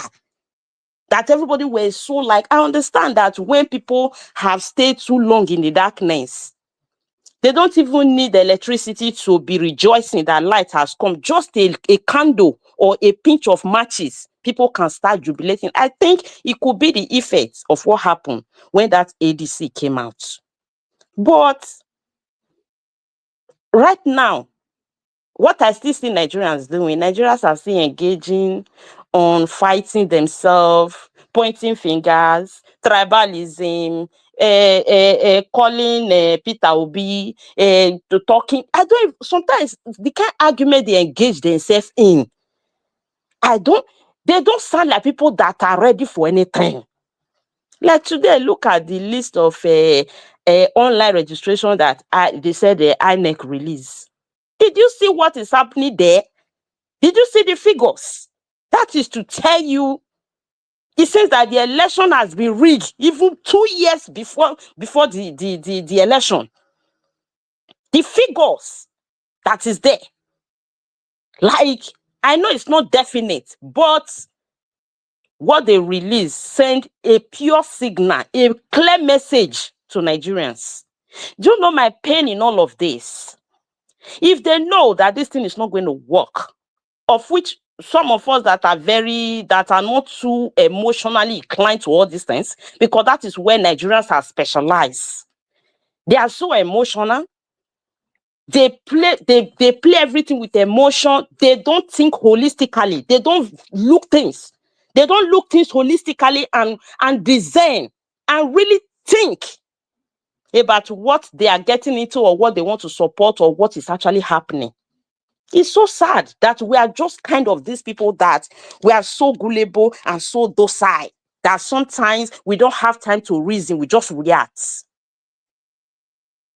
If they know that this thing is going to go the way some of us, people like us, are thinking, they don't need to call for this election because it makes no sense. People going out there to go and buy. Every 4 years, we keep sharing people's red oil on the streets. Then we go back to square one, to where we are coming from. Nothing is being done. Nothing is happening.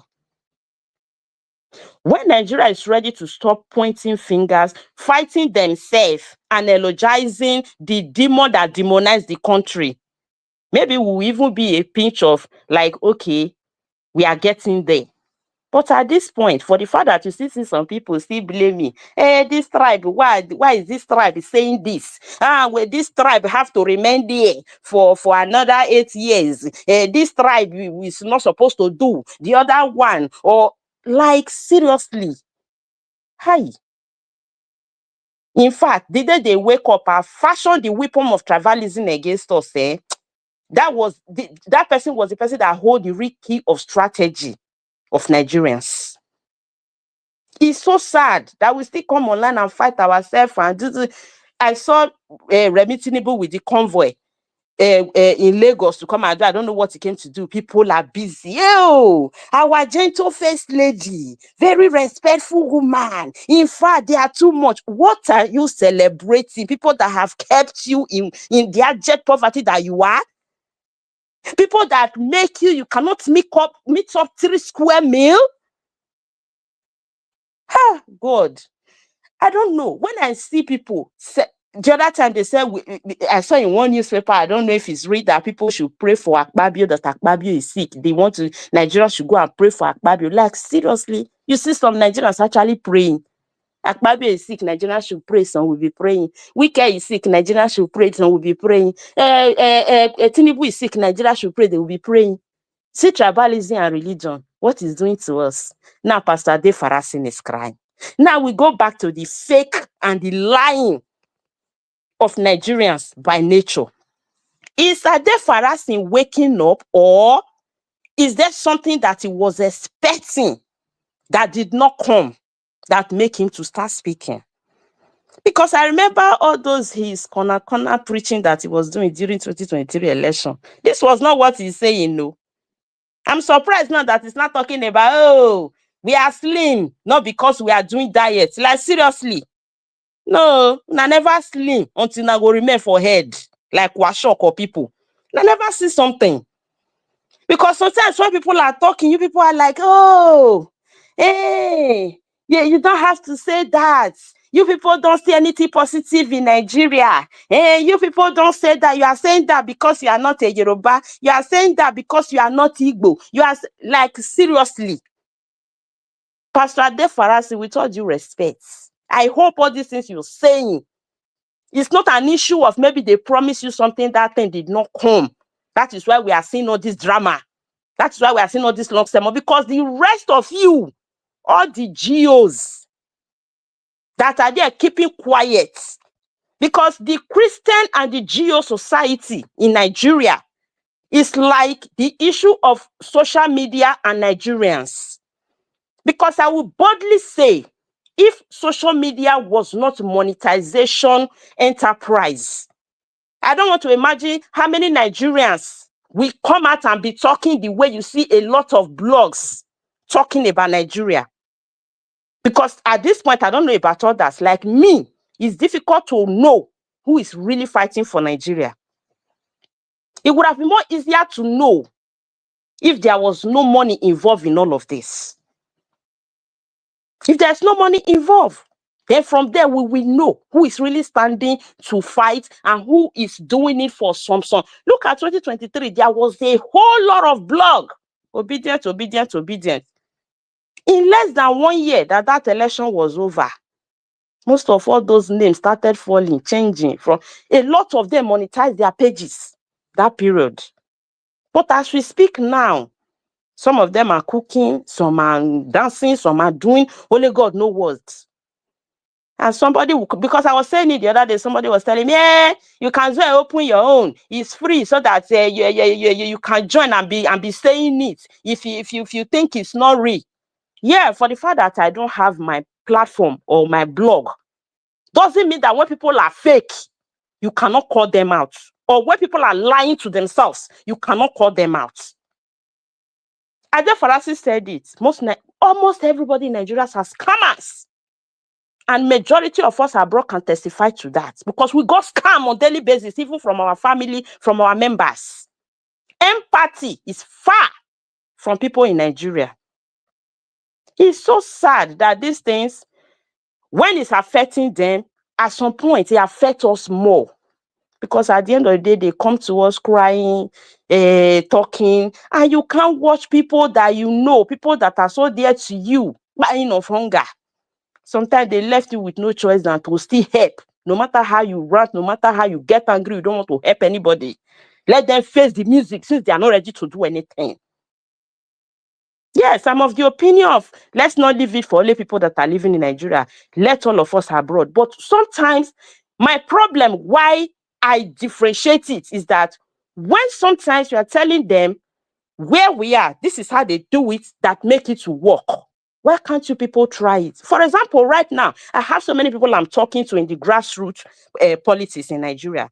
I am so pained, I am so sad to see how hopeless the few that are ready to go the right path are going. Many people that I know that was in the grassroots of Labour Party in 2023, as I speak to you now, the ones that have not jumped to APC are agonizing, thinking of going to join APC. What are they telling you when you try to say, like this, we cannot get to the promised land we are looking for? They will tell you, Mama, it's difficult to beat these people. It's difficult to fight these people. As of today, you hear them saying they don't believe anybody can fight APC as today. What we are trying to do, if you have a good mind, maybe we join them when we get there. If they give us position, maybe we use our good mind now to work from our own personal conviction. I'm like, seriously? So you mean everybody has to go there? So nobody wants to stand maybe and make a difference and create something different. Sometimes we come to online and lay blame. The Nigerian politics is a situation, the more you look, the less you see. Because everybody is putting out Mr. Peter Obi. I saw somebody writing yesterday, oh, God help us so that Saint Obi will come out. Mr. Peter Obi never says he's a saint. And somebody said just now that Mr. Peter Obi have not spoken about the electoral reform. In all of the candidates who have come out to openly condemn INEC and speak about electoral reform. None. Is he the only person in the ballot? Is he the only person in the ballot? That everybody is busy dragging him, dragging his son, dragging anything draggable that have to do with that man. As of today, I am not in support of any candidates as of right now because all their roads are not clear. But what I will not stand and watch is playing a game of injustice against a particular person. Because all of us are into this mess together. Whether the politicians or the citizens, we are into this mess together. Because look at them, when they are sick now, they are looking for another country to go and treat themselves. Their children cannot even stay in the country and enjoy the money they are stealing right inside the country. They are flying all of them out. All of us are into this mess one way or the other. The earlier we put ourselves together and put our head together, both the citizen, both the politician, and build a country, we go nowhere. Many of our people like to build houses that they will not live, like the ones in diaspora that they cannot live for how many years and leave it there for rat and cockroach to be living, or leave it for tenants that will pay once in a year to destroy. All right. Why can't we build factories? Why can't we do things? Since the government, I understand they will say the country is frustrating, you do business, they frustrate you. Let's put hand to work. Let's do something. Because if we continue like this, there will be no Nigeria in 2027, not to talk of election. As of today, I don't have candidate, I don't declare for anybody because the whole parties are like fried egg right now until everybody take their stand and we know where we are going before I will know who I'm supporting. Thank you. But Iris Finance, you actually spoke my mind today. I'm always happy whenever you come to this panel. To be honest, Nigeria matter is so repetitive.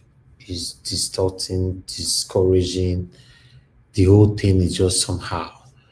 Like I told you guys, even the 2027, I don't have no single hope.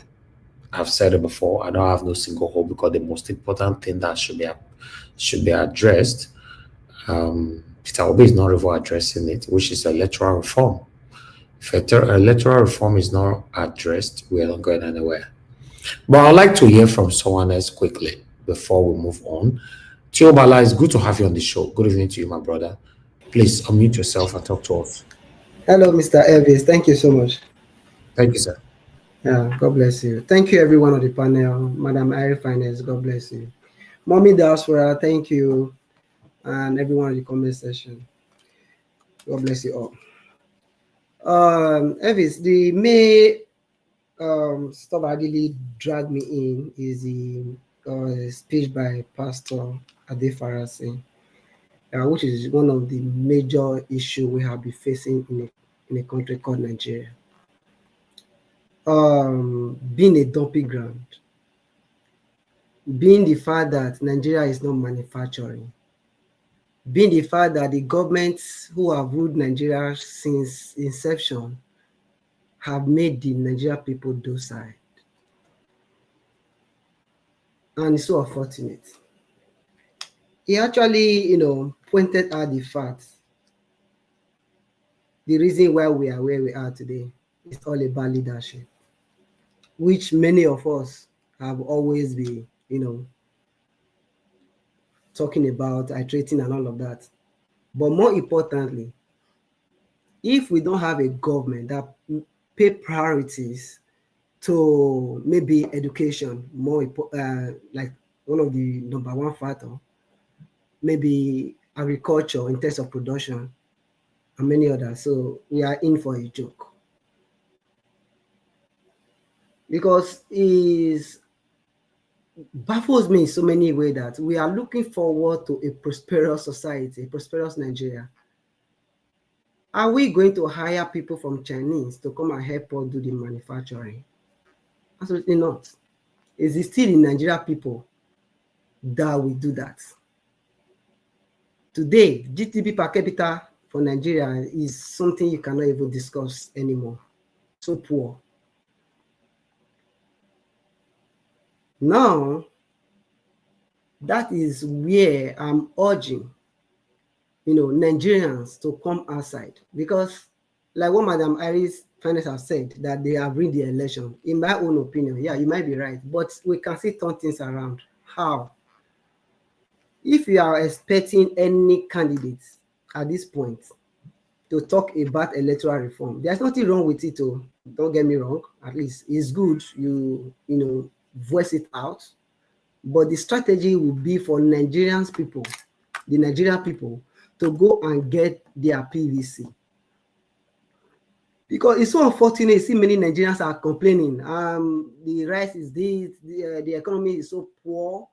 On election day, the same Nigerians will be at home. They will be at home. How can you have over 200 million Nigerians? Only 20 million or 20 to 30 million people will come out in every election cycle to come and vote. How do you decide a leader from that scenario?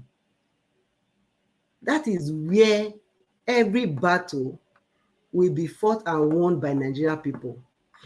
See, it's so easy.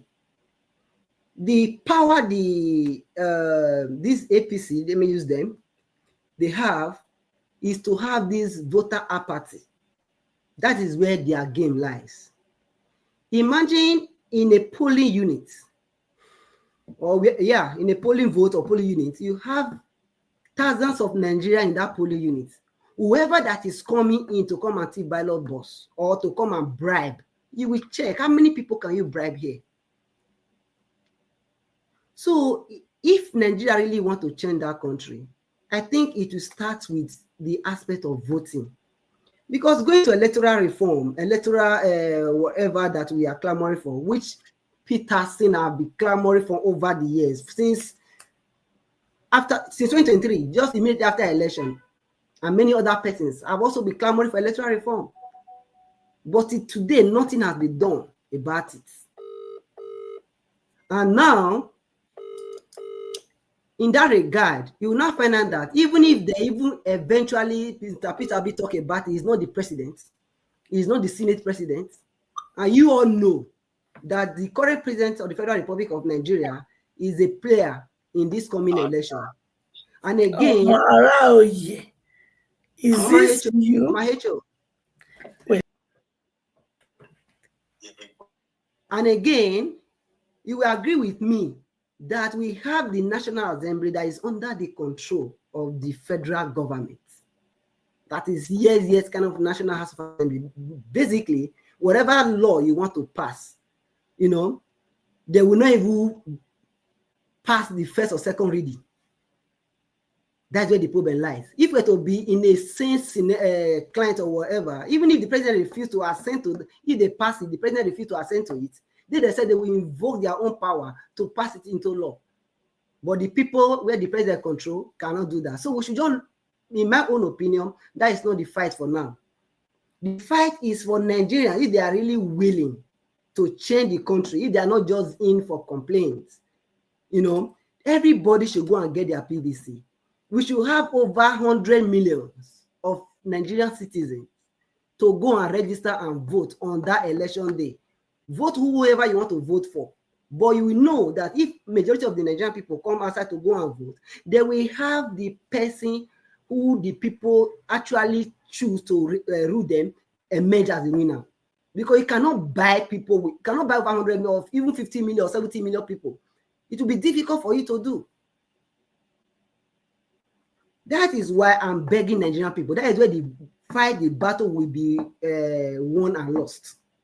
Going back to the issue of Nigeria not producing the statement of Adibe and all of that, I've over time been, iterating or mentioning this aspect in the sense that we have a country. We are talking about productive capacity. Like now, our farmer cannot have mechanized tools to farm, but we have maybe education or professors or maybe, for instance, engineering departments or faculties. They can actually come up with different tools, manufacture it, sell it locally for people to use. They can use for farming. Before you know, agricultural products will go away. Look at today. We are facing issue with what's it called, insecurity. We are facing issue with insecurity. We cannot, develop a drone, that can help map out where all this issue of insecurity is ravaging the society.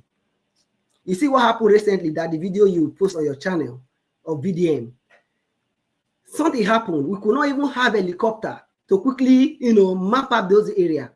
But everything happened just like that. We cannot have a trace, no images, no footage. So Nigeria is in for a joke. But I'm begging the Nigerian people, because no matter what we are going to say, if I say, okay, let's revamp our educational system, who is going to do it? Then revamp our power sector, who is going to do it? Okay, the economy is not working. Let's work on the small scale businesses and all of that. Who is going to do it? Is it the same government? So the only option, which I believe, is see the same, in my own opinion, to support the same person of Mr. Peter Obi. The rest of the platform is going to contest. And for us to do that, the Nigerian people must come out, register and collect their PVC and vote. Otherwise, it can't be done. And the fight for that must start now. It must start now. That is just the basic fact. So I don't really have much to say, Mr. Najawa, because every other person have said so many things. I'm tired of complaining. I'm tired of talking about Tinubu is a drug lord, this and that, because that is not the issue right now. The issue now is that we can remove all these people who have endangered our nation, Nigeria, who have plunged this nation into poverty, who have made our nation not productive.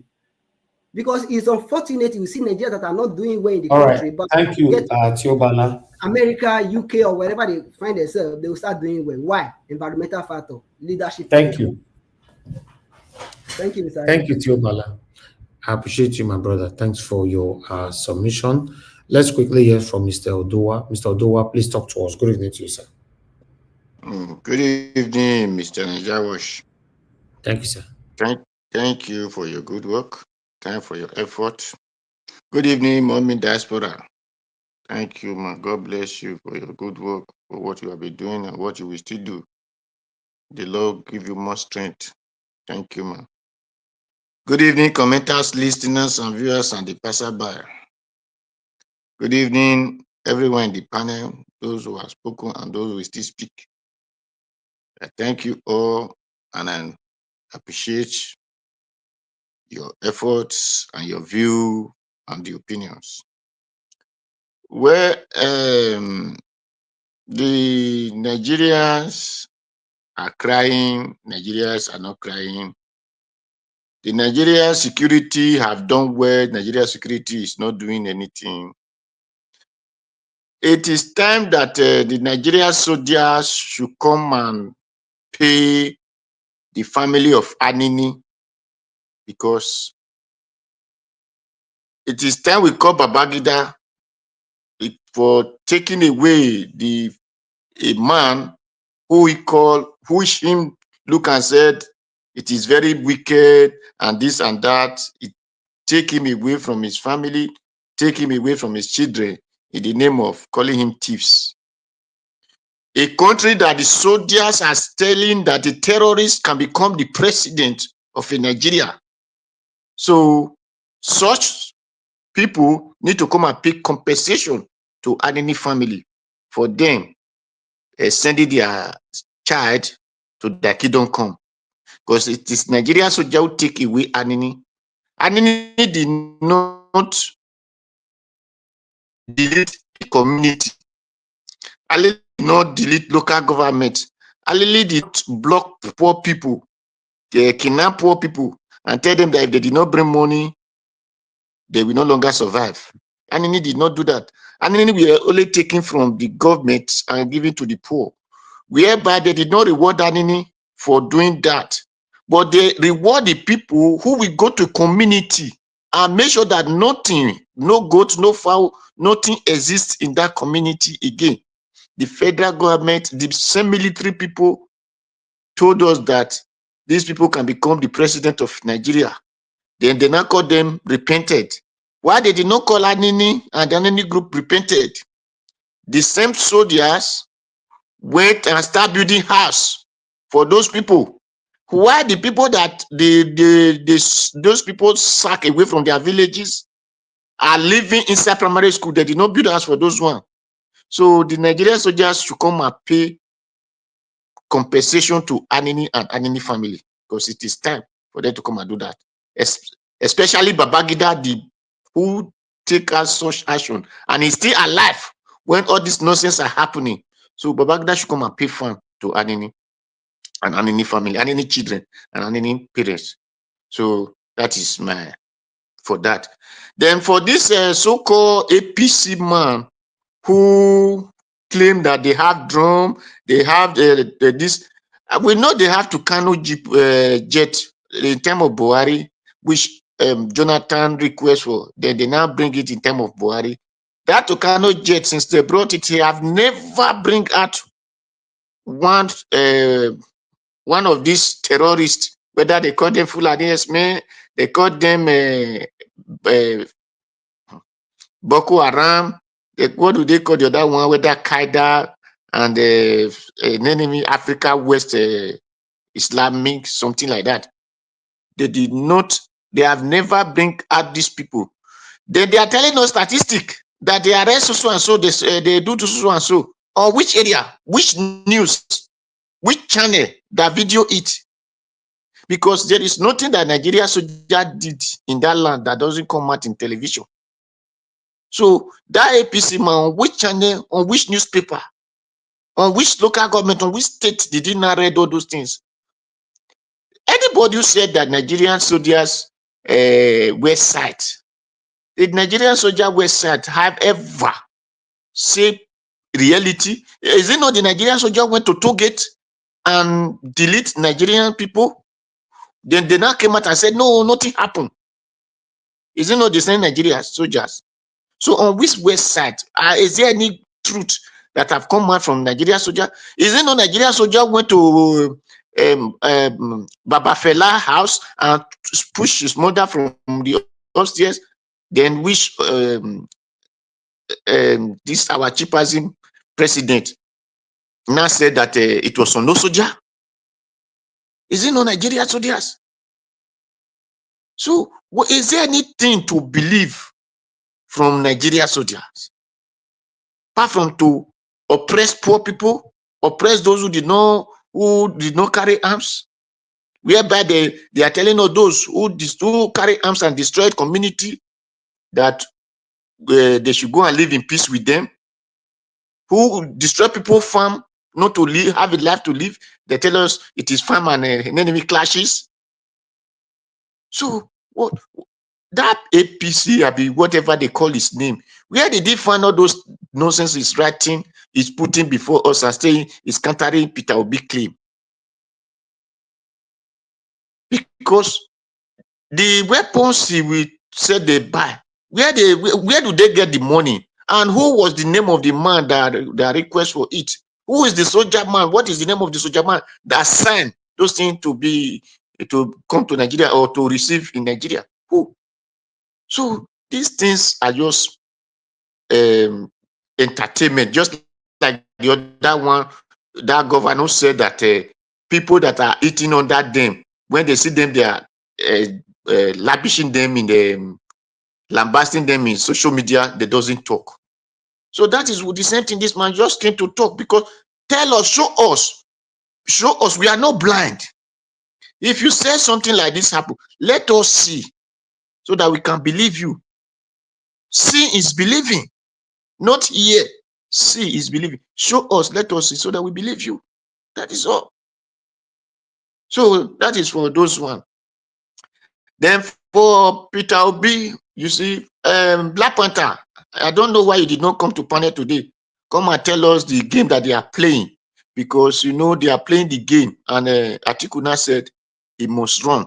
Everybody we are saying Atiku, we run. We know Atiku because I don't really know the field he want to run from, whether it's Olympic or whatever.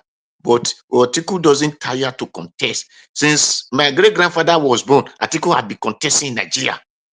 Even my great-grandchildren will be born, Atiku will still be contesting. So Black Panther said, no, they are just, now he has said it, that he must contest. Because he was the one that formed APC to contest. He formed PDP, could not give a half chance in PDP. That was how he formed APC. When he could not have chance in APC, he go back to PDP. Now he see that everything is not working. So he go to ADC. So we know he must contest. That is why we are shouting, Peter Obi, go and register party. Look for a register party so that we will know that this party came fresh. It is the law that is there that everybody will obey. So that was how we are shouting, because we know that where Atiku goes, he said he want to come and say refinery. That is what he said. Where they said there is nothing you can do. You must make sure that refinery, if there is no bad, is giving his friend money now. He said it. So it is only Peter Obi should come and look for grant. There are many grants that Peter Obi can come out from, not only Labour Party. There are some other parties. So we are hoping to hear that one day. The way he just left PDP, that he came to Labour Party. So he can still leave Labour Party and leave DC, come out in one party. People will run after it. That is for that. Thank you, Madam Irene. Finest. God bless you, ma. You are only the person now who have in my view. You see, I always say that people are the one to build their country or their state. Like me now, I always see Edo State. That is where, if I have anything to invest, I will invest it in Edo State. But the problem is, I am trying to call all Edo people together, all Edo State people together, because I say Edo, it's like I'm talking to only those who talk Edo. No, all Edo State people, let us come together. That is why I always complain of Okpila's mate, because there is power in unity. Now, we are talking of farm, we are talking of food, we are talking of anything. If unity comes, we can make whole farm that if this Fulani enter, they will no longer survive to go out of that farm. Both them and their cow will be bush meat, because whatever that enter your bush is bush meat. So, but because we lack unity, we lack understanding, we are suffering in a different country we live and say we are looking for money, where we leave money at home. The reason that God allowed people to travel, that is why those who talk English said travel is the part of education, is for you to learn new skills, have a new sense known as wisdom, to art. Now, that is why let's tell people, do imitation. By your imitation, you become original. Now, if we use tractor to make farm, to produce food, yam, gari, cocoyam, plantain, I believe we will not hungry. But the reason that you see Fulani can go to your farm and terrorize is because the farm belongs to one person. The other community will say it doesn't concern me. Let the whole community gather together and make one farm and let that Fulani go there. Isn't a fly that he will fly, or isn't a breeze? It will never happen. So until we come together in unity and say this thing we want to do it, It will benefit me, it will benefit you, it will benefit the community, it will benefit government, it will benefit everybody. Without that, we are not going anywhere. For those who say Nigeria is a business, we know that Nigeria was created as a business entity for British. So that is not our problem. But he himself is using the Nigeria to do business. That is why collecting tax, offering pastor this, pastor birthday, this one, pastor that, is collecting it from Nigeria. Now, you know who is blocking all of them? That is why they are crying out. Well, thank you, Tinubu, for blocking such people. Because if people have money, they will have All been right, giving Mr. it to them. Dua, thank you. Thank you very much, Mr. Njawe. Thank you. Thank you very much, sir, for your submission. I appreciate you. Give us a mandate. Are you there? Okay, Yes, Abdul can you hear Malik. me? Can you hear Okay, I me? can hear you. Okay, yes, talk to us. Good evening to you, my Where brother. they where Talk they to, where they rush they go now? talk Take it to us. easy, Talk to man. us. Thank you. Well, I greet you. Good evening. Thank you very much for doing this again today. Mommy Diaspora, I greet you. Panelists, we greet everyone. Soja go, Soja come, Barak remain the same. Thanks, everyone. Well, I want to greet the comment section, Mr. Abuazi, Mr. Johnson Emmanuel, and all other people on the comment section. I greet everyone. Thank you very much. Well, I think earlier we spoke about the statistics of one of the APC man, right? And so here's where it becomes so critical because Nigerians don't seek to know. They don't seek information. And so that's why they throw everything at Nigerians, and because Nigerians will not do any research to know what is truth. But I think that guy also shot himself in the foot because the chief of army staff came out some weeks ago and said that Nigerians should defend themselves. So if you say that you have arrested over 6,000 people, then why should Nigerians defend themselves? Now, all over the world, particularly in the Western world, where technology is becoming so rapid, development of technology is becoming so rapid, AI is on the front line. Drone today in some part of the world is just like you are using the right will say you are using a cord to eat a mammoy and things like that. You use they chop my mind because they've gone beyond that. All they are now doing is what is the next phase of development? Here we are, a country of over 200 million, and the army and somebody will come and say they have drones. I'm very sure that if there were drones purchased by the army to carry out their duties and their functions, they would have gone on the media space to display those things. Because why? They want to show the world that they have something, even though they won't use it or know the importance of why those things are being bought or why they should have them in the first place. But the challenge here is to the chief of army staff, Musa Christopher. Honestly, Nigeria is in a deep state, in a deep hole, because if the chief of army staff, the person that is in charge of military, is saying that Nigerians need to defend themselves, then the country is gone.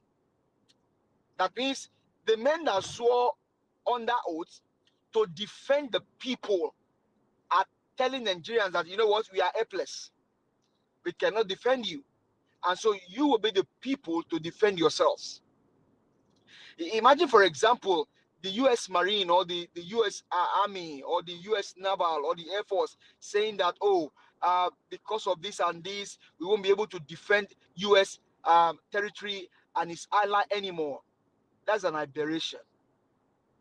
You have sworn that oath to defend the country, the people, the territory, and his ally. That is what you signed up for. That is what you are bound to do. It therefore tells that Nigerian militaries are not, they don't know their duties and their functions. They are just men, they are just civilians in military uniform with lack of knowledge and technical know-how. Because I know that before now, Nigerian soldiers have been in the forefront of war. Ecomong was there. They went to Ecomong. They went to help in Liberia. They went to help in several places where there were wars. Nigerian soldiers went there, including naval. We are sent out to go help in places where there were war in those days. But today, can Nigerian soldiers be sent out? No, because why? They don't know their functions. All they now do is to parade themselves in the corridor of power. So sad. So sad that this is happening under the watch of someone that called himself the chief of defense staff, or the chief of army staff, whichever one he called himself. Christopher Musa is a failure, and for me, I don't think there's a need to call for his resignation, because even the president in quote himself, they are all together playing Nigerians here and there without any iota of defending the country. So sad, so sad. Nigeria is plunging into the deep state every day. Nigeria is being destroyed by these guys every day, every goddamn day. Nigeria has been destroyed, and it will continue like that until we as people arise to fight for the peace of our country. We need to arise. And so when we say Mr. Peter Gregory Obi should do this, should do that, he's also a Nigerian. As you have one vote, so he also has one vote. So we all need to arise and fight this cause. We all need to arise and fight this cause, whether home or abroad. This battle is not for one man. It's for every one of us. Whether in your state, whether in your local government, whether in your ward, and then the country at large, we need to arise and speak. We need to arise and fight. And that's why the election of next year, if there will be any election 2027, 2 years to come, because for me, I don't support the election. I do not support the election. People are calling for electoral reform, constitutional this and that. See, this current person that they said is the president in quotes will not give you what you want. He will not. If you think that there will be a reform that will suit Nigeria, that will benefit Nigerians, you need to look well.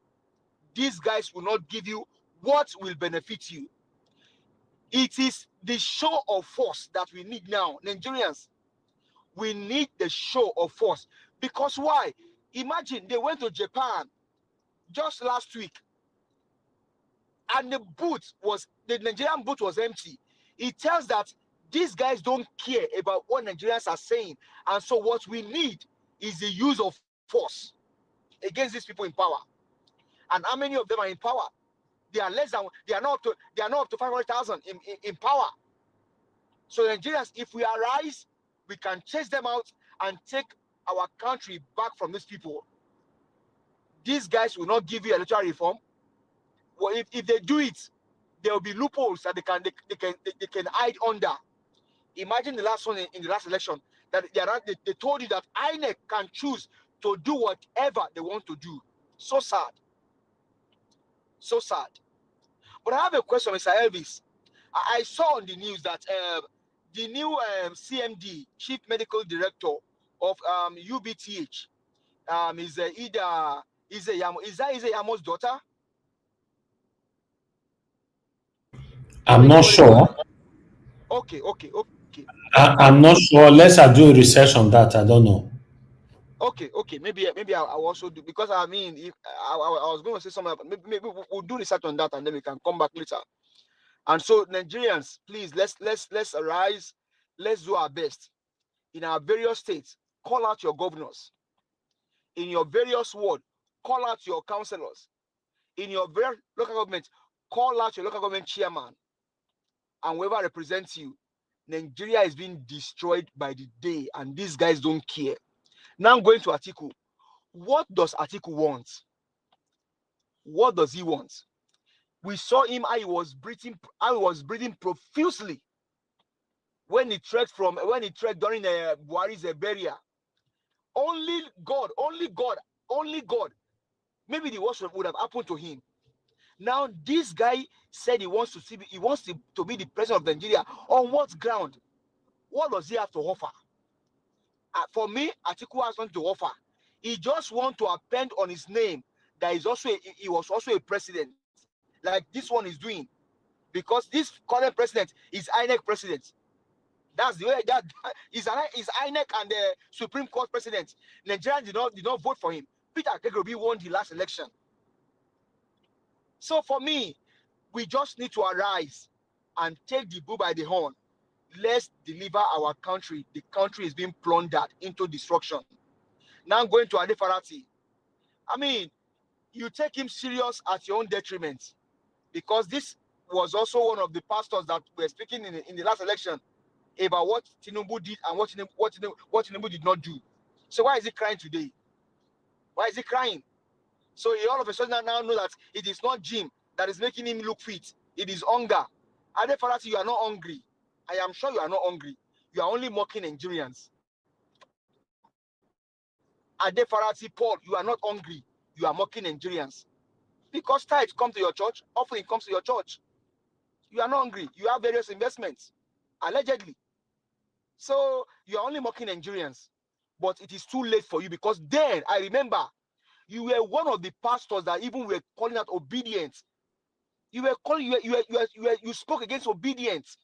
You spoke against Nigerian youth when they said that Mr. Peter Gregory Obi is a sure man. You spoke against Nigerian youth, Paul Ade Farati. You spoke against Nigerian youth.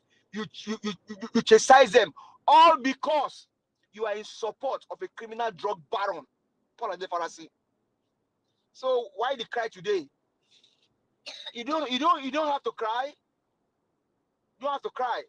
And most of you will still cry. You will cry blood. You will cry blood. So for me, Nigerians, do not take Paul Ade Farati serious. He's only mocking Nigerians. When the time comes, I will need for him to carry placard and go and protest in Ojota. When he starts protesting there, I will know he's serious. Thank you very much, Mr. Elvis. I do appreciate you, sir. Thank you for all that you do. God bless you, sir. Thank you, my brother. I appreciate you. Ade Farati is not sure. My pastor be that to more careful. You know, say Yoruba will say so that the deaf man go hear. We go talk for him picking here. So you go and help us tell your pastor, say, we don't call him out to say we need them to carry placard. We'll go follow and go protest against this government. Thank you, sir.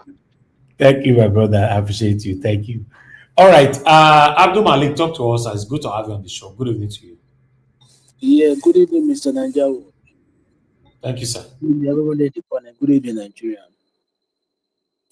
The article or the analyst, the statistics you read about the APC man, all what you say is lie.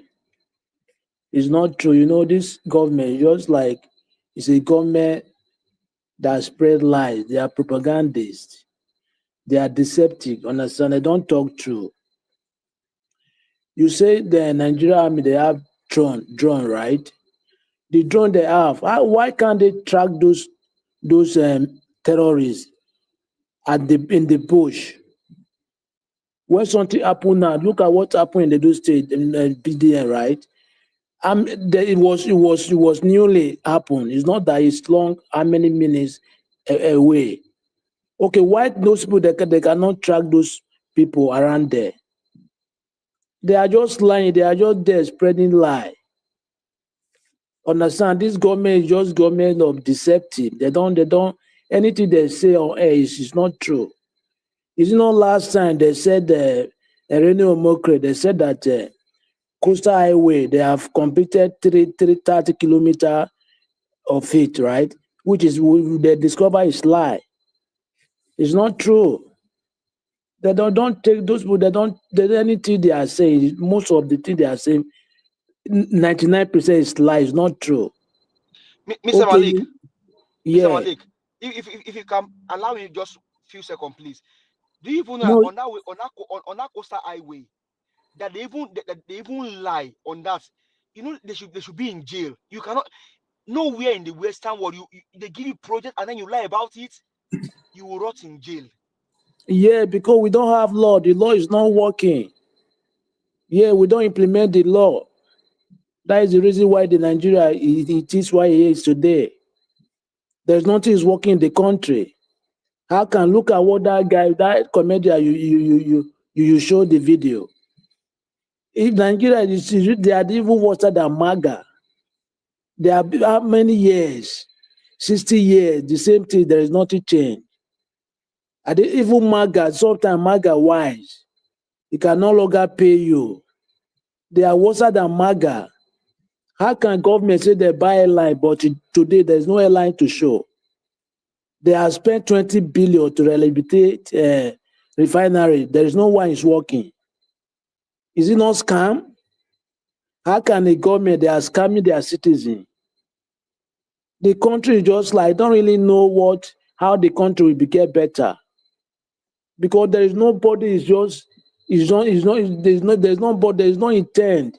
Nobody is making attempt to make to change things, to change the narrative.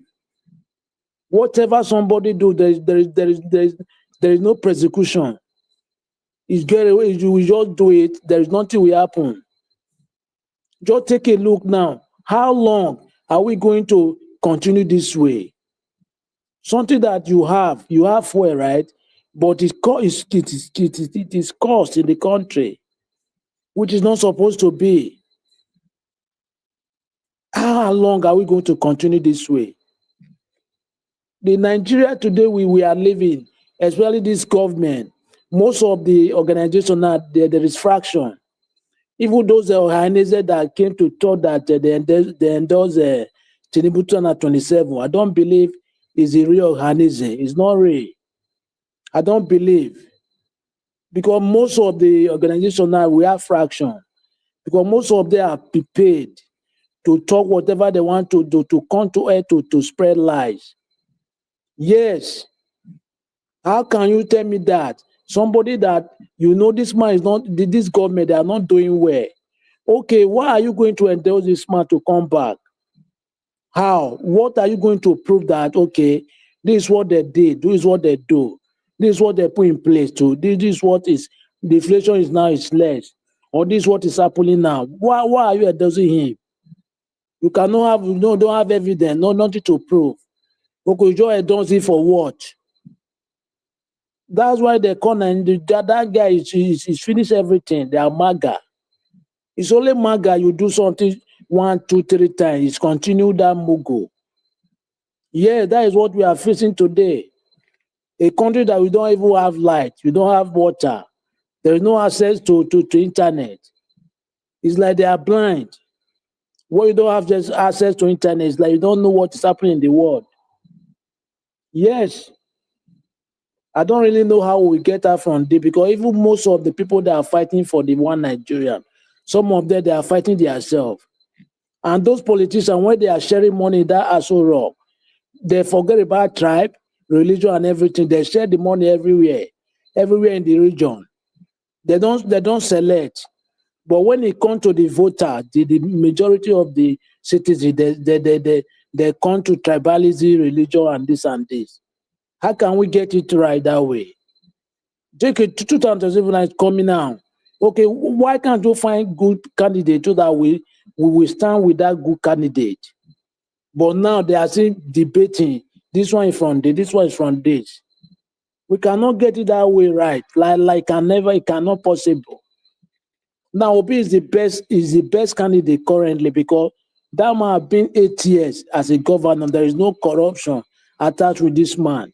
If you have anyone prove it, he has said it by himself. Till today, no one can prove it. Okay, why can't we stand with this man so that if he can be our president in 2027? But some people are still deliberating. They come from here, he come from here. How? Is it not Nigerian? Is it not Nigeria? Is it from outside country? We have a long way to go in that country. Let's use our mentality. We change our mentality. Without that, we cannot go anywhere. Okay, Nigeria, they are buying Boko Haram, doing this. We have not seen anyone that they prosecuted. How? When you buy somebody, why can't they show or they prosecute anyone? We have not seen anyone in the video or in the news. They are just making noise. How can, according to the chief of army staff, you should protect yourself? How? With a karat. How can you protect yourself with karat with somebody who carry AK? You cannot. Those people, it's like they don't know what they are doing. They are the one that's sponsoring terrorists. That is what I believe, because you cannot tell me you protect yourself with karat. According to him, I watched the interview. They asked him what type of protection. He said with karat, diesel karat. How? With somebody who carry even knife, say you cannot protect yourself. Who carry knife with a karat? They are the sponsor of terror, but nobody can question them. That is the major thing too. I don't really know how we get that country right, because the country is just mixed up. There's nothing functioning. See, today's inflation. You know how many it is today? Inflation rate. Even the dollar today, there is nothing is going down. Everything still stagnant. It's not going down. It's stagnant. That stagnant is going up. Are we going to continue like that? The country, everything is scattered. Nothing is going. We have a long way to go unless we change our mentality. Thank you very much, Mr. Nanjawo.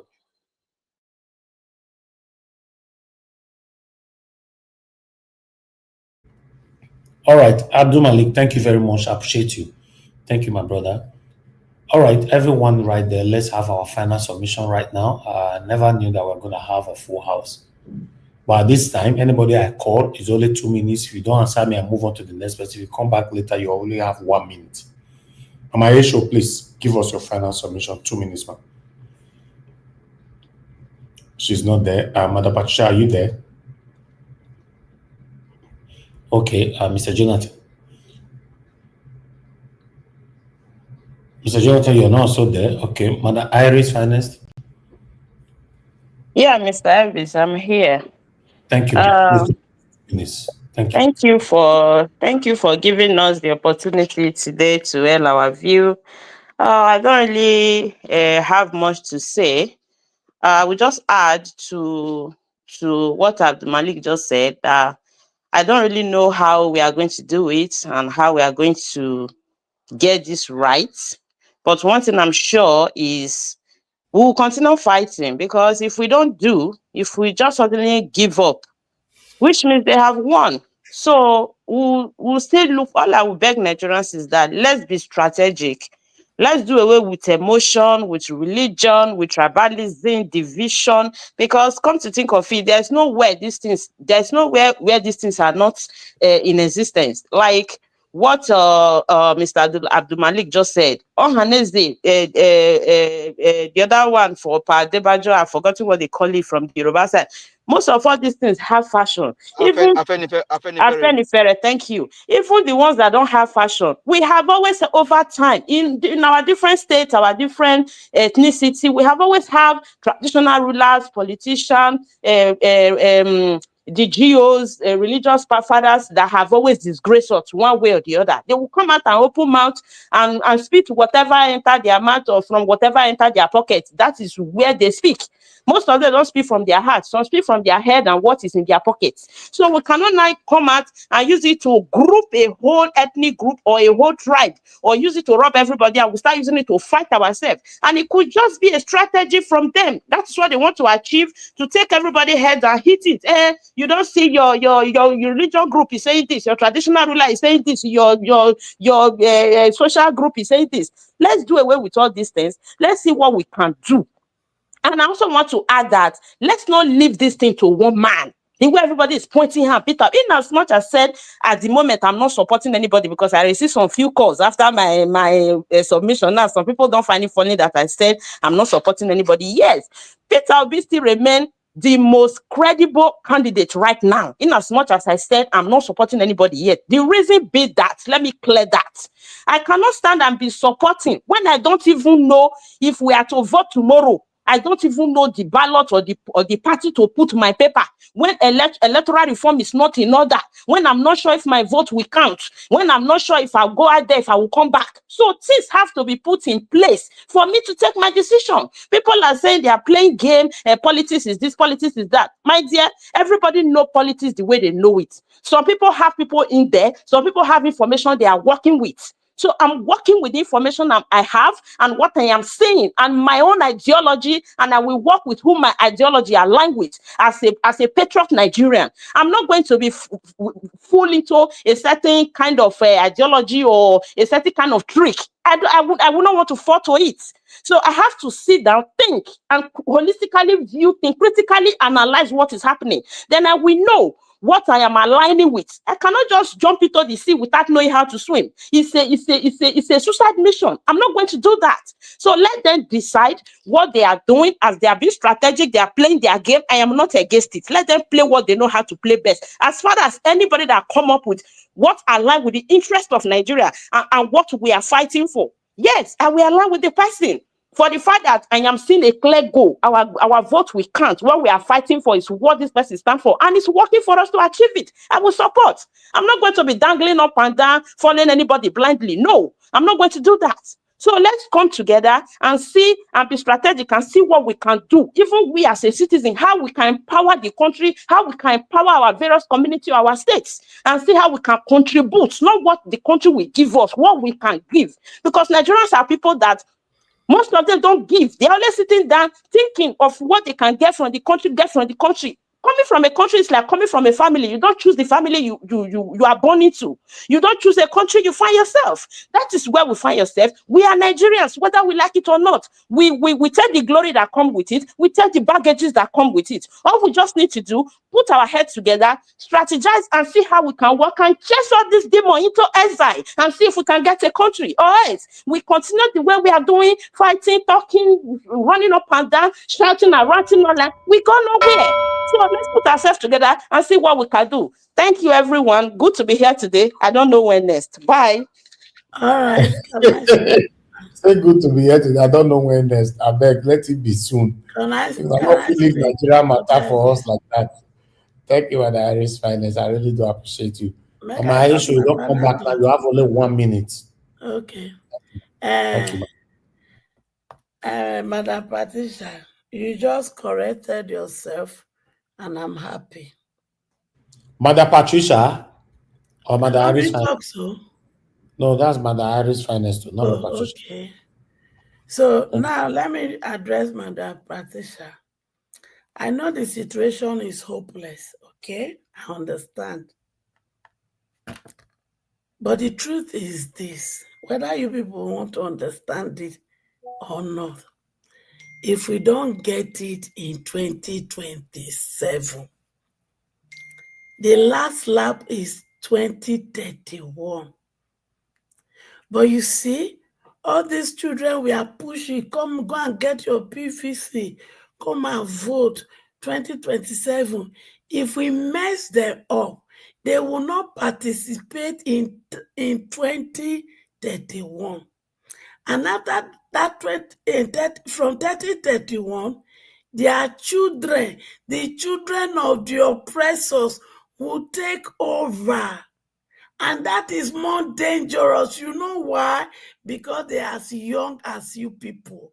So their journey of continuing the wickedness of their parents will be what they call tutumpo in a tutumpo meeting tomorrow in a fake language. Is that what you people want? Because if we let it be, me and you, we go die. We are not going to buy and rest in peace. So no way. We are going to rest in pieces. You know why? Because we are wicked. And why did I say we are wicked? The Bible says he that knoweth the truth and faileth to do it. Such a person is a wicked person. He that knoweth what is good and fail to do it, that person is wicked. And all wicked people, they are sinner. And all sinner ends in hellfire. Therefore, let us join forces together. That is why we still cry on Peter, Obi, and Showore. Look, two of you must come to the table, oh, and for that to happen, Mr. Gregory Peter Obi, you see all these All right, voters. Mama Rachel, thank you. The Leave time them is over. alone. I need to go now. My children are Thank you. 80% in population. They can put Thank you, Mama you Rachel. in power. Thank you. Mama Rachel, thank you very much. I appreciate you, man. Thank you. All right, Tiobala, please. Final submission, sir. Yeah, thank you, Mr. Elvis. Like I said before, Nigeria have the capacity to really, move, past this stage we are today. We have the people, we have the map power, but we lack good leadership. That has been the problem over time. No matter the complaint, no matter the discussion, if we don't elect credible leader, we are still going to find issue going forward. Why? The issue of corruption has been major problem facing us across the states. And for we to have a leader, we need to see that leader that we have that body language that every other people will follow. And such a leader will bring what we call productivity. Such a leader will bring about educational revolution. Such a leader will bring about technological revolution. It's not difficult. We have mathematicians in Nigeria. We have people who are experts in technology and all of that, that can come back home and enhance and make that country be a better place.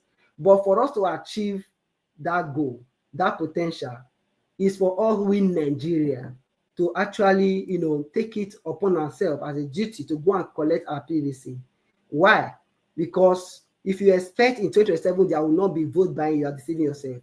If you say 2027 there will not be manipulation and all that, you will be deceiving yourself. But when Nigeria come a month, you'll find out that we have a large volume in terms of votes that will be difficult for the opposition or the people in power to manipulate. And when that happens, Nigeria people will be happy that they have elected a leader. And they have that power that the new leader elected will now do that, what you call the constitutional amendment, whatever amendment they want to do, that point, he will not have the power to do that. But going for whatever electoral reform now is not good. It's not the solution. The solution is for Nigerians, individual, every one of us, to be able to come. And that's why I'm also urging the person of Mr. Peter Obi. You have the power right now. Please do your job. It's not the duty of Nigeria for us to know the party you are running right now. It's not the duty of Nigeria for you to, if you are in a coalition, be in a coalition, form your own member to be able to win that primary. Don't expect them to give you the platter of gold. It's not going to happen. Do your political calculation. If you don't want to join the coalition, leave there right now. If you want to work in a coalition with Labour Party, do it. It's very simple. But then Nigeria can support you going forward. Thank you, Mr. Ellis. Bala, thank you, my brother. Thanks for coming. Bilas, if you want to take long off, because it don't pass 78 years now, we'll never see you. These I'm always with you here now. Okay, maybe I'm jealous there. Thank you, my brother. Okay, Mr. Jonathan, don't call you more than 78 times. You don't wait for me to unmute. Okay, quickly talk to us. Yeah. Anyways, I think everyone has spoken, and again, still want to, stay on this statistics that was thrown out today by APC. Make no mistake about it. That's how they start. Oh, when they want to start, they will start from that lower cadre. Like you see, they use the APC guy in Lagos. The next thing you will see on Arise, their media. They are not so good media in Nigeria. Arise channels, they will now bring their real spokes. The likes of Buala will now be coming out, and Felix Moka, and their chief there, Ononuga. They will begin to amplify it. So that is why it is important to kill it right now, because that is their modus operandi. It's not far-fetched at all. You see, the other thing I just want to say lastly here, the two things still on this, fake statistics that the guy brought out, earlier today. When I was giving my submission earlier, I said he used 3 sources. The third one that is so funny that he used is the source with no name source. You will see in that report, that is a report, whatever you want to call it, he kept on using data showed. Which data? He said data showed that 83 billion of stolen crude oil recovered. Which data are you relying on? He said data showed that in the Northwest, 2,160 arrested. Which data? Data showed. They know how to deal with Nigerians, how to manipulate Nigerians, They really know. When I was reading it, that data showed. I mean, data showed. I started saying data showed. I said, what's this? Which source? Where did data show? Which source? Data showed. When they don't have evidence, when they don't have anything, they will say data showed, so that people can just take it and run with it. No, because we have a lot of gullible Nigerians that can always, and their people now they'll be on social media now, they will be running with it. But before they do Mr. Jonathan, they are paying these people heavily to be disrupting people's media heavily now. I know, but in we must stand firm to counter it, at every opportunity that we have. And finally, let me just say this. I think it was Mama Esho that said something earlier today, and I picked it, but because of time, I couldn't go into it in my earlier submission. She said, why is it that it is only the presidency they are all fighting for? She said it. We all know that. We've talked about it. All this coalition, all these, primaries, all these things about presidency. Why is it so? Even they themselves, even some of these people that are running also, they have no clue of what they are even running after. They are just running because some people did it before. They looted a lot of money. They gained so much power. They just want to get there as well. Not knowing that, see, as crooked and criminal as that Nigerian constitution is, please, we must begin to highlight this now, that the most powerful institution in Nigeria is the National Assembly. I don't know how I will keep on. People always say that if you want to hide something from Nigeria, just write it in a book. And which document will be the best to, the most appropriate to hide so many things from Nigerians, if not that constitution? Very voluminous. Very voluminous, to say the least. They eat so much inside that constitution. It is not the most powerful institution in that Nigeria is the National Assembly. We must begin to amplify it. And if you want to run, if Nigerians can take charge of the National Assembly, see, in that Nigerian constitution, you see there's a place they call section 58.5. If you just read it, 6 second or 10 second read, not even a minute read, section 58 sub 5 of the Nigerian constitution says it all. It simply says that if law is made, I'm paraphrasing it now, any law in Nigeria that National Assembly made and the president refused to sign it, that they can come together with their 2/3 majority, and that act will become the law of the land, and the president is no longer needed in that respect. What a power is that? Talk of power. It simply means that you can. So why not? Nigerians should focus. Go there. That is where you can see all these things. The president, we need the electoral reform. If we have enough majority there or enough number that can hold them in the jugular, hold Tinubu or whatever, whoever becomes hold him in the jugular, he can get nothing done by using that section. Mr. Jonathan, thank you, sir. Thank you. We can't finish it. Mr. Elvis, I'll leave it there. Thank you very much. Thanks to everyone. Thank you, Mr. Jonathan. They give Mr. Jonathan time, make it debunk these people. go finish them. Eh? Thank you, sir. Okay, let me come to Mr. Odua. The 2 minutes, sir. Okay, thank you very much. Thank you very much. This is where I thank you, Baba Jonathan, because this is where Diobala, Mr. Nigeria was called Diobala. I always want to ask you, are you working for the APC or working for the PDP or working for this Nigeria, working for Nigeria? Because you always say that the amendment of constitution or whatever constitution is not electoral reform. It's not needed this time. This time is the most time that electoral reform is needed. Because if the electoral reform is not needed, INEC will still tell you go to court. Then the court will ask you, are they going to go to market and look for evidence? But if they reform, I'm coming. No, If just a they quick one. You can reform continue it, with your submission.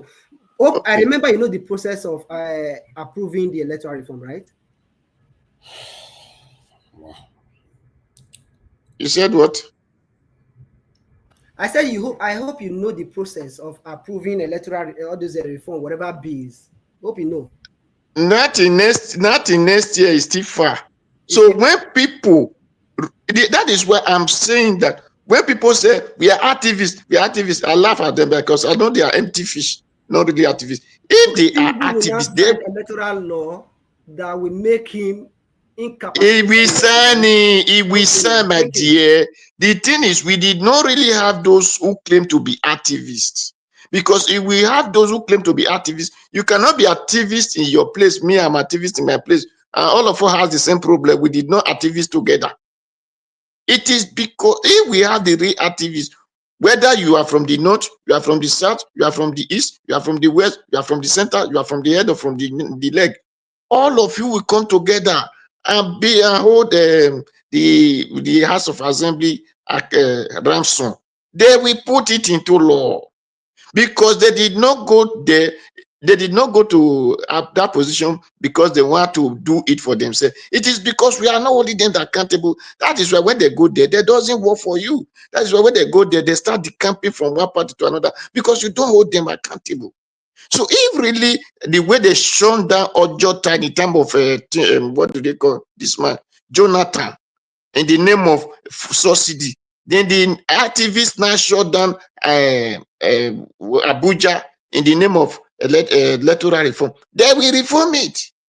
But we don't have activists, but they just shout, I'm an activist. That is what is our problem.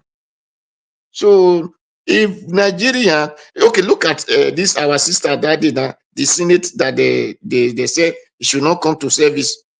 Did you see Kogi people went to that place? If I were to be Edo State, I will make sure all Edo people go there since we don't have their sack our senator.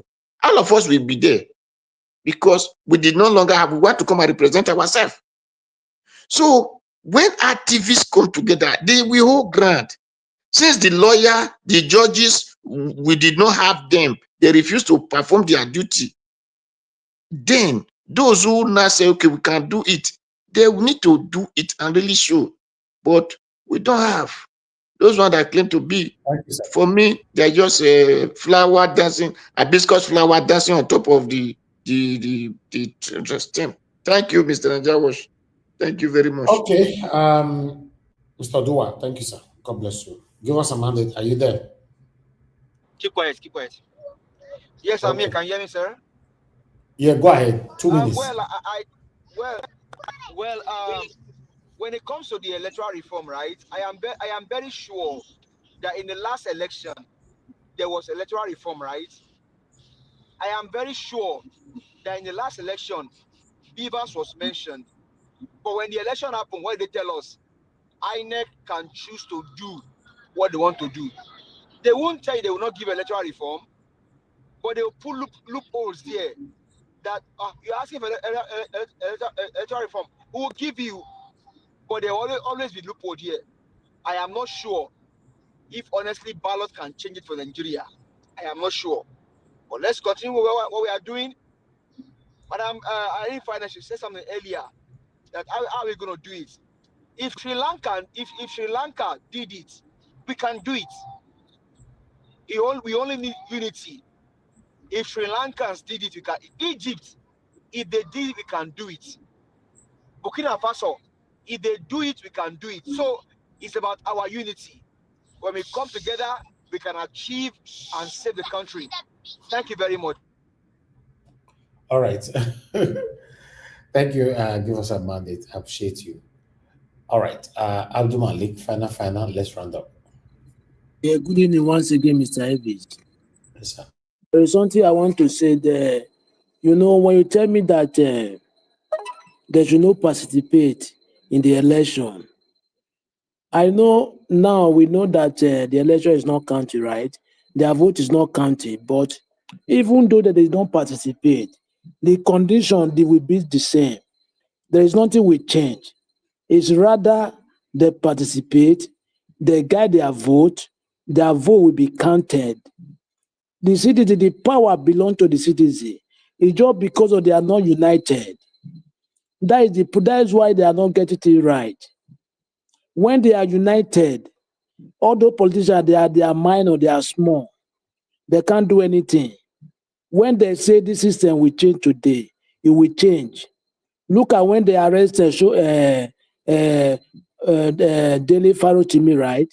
Look at how people come up, they release him. The same thing with VDM. That is how this system, that is how system begin. When they say, okay, today when we vote, our vote will be counted, then we count that vote. Yes, then we count it.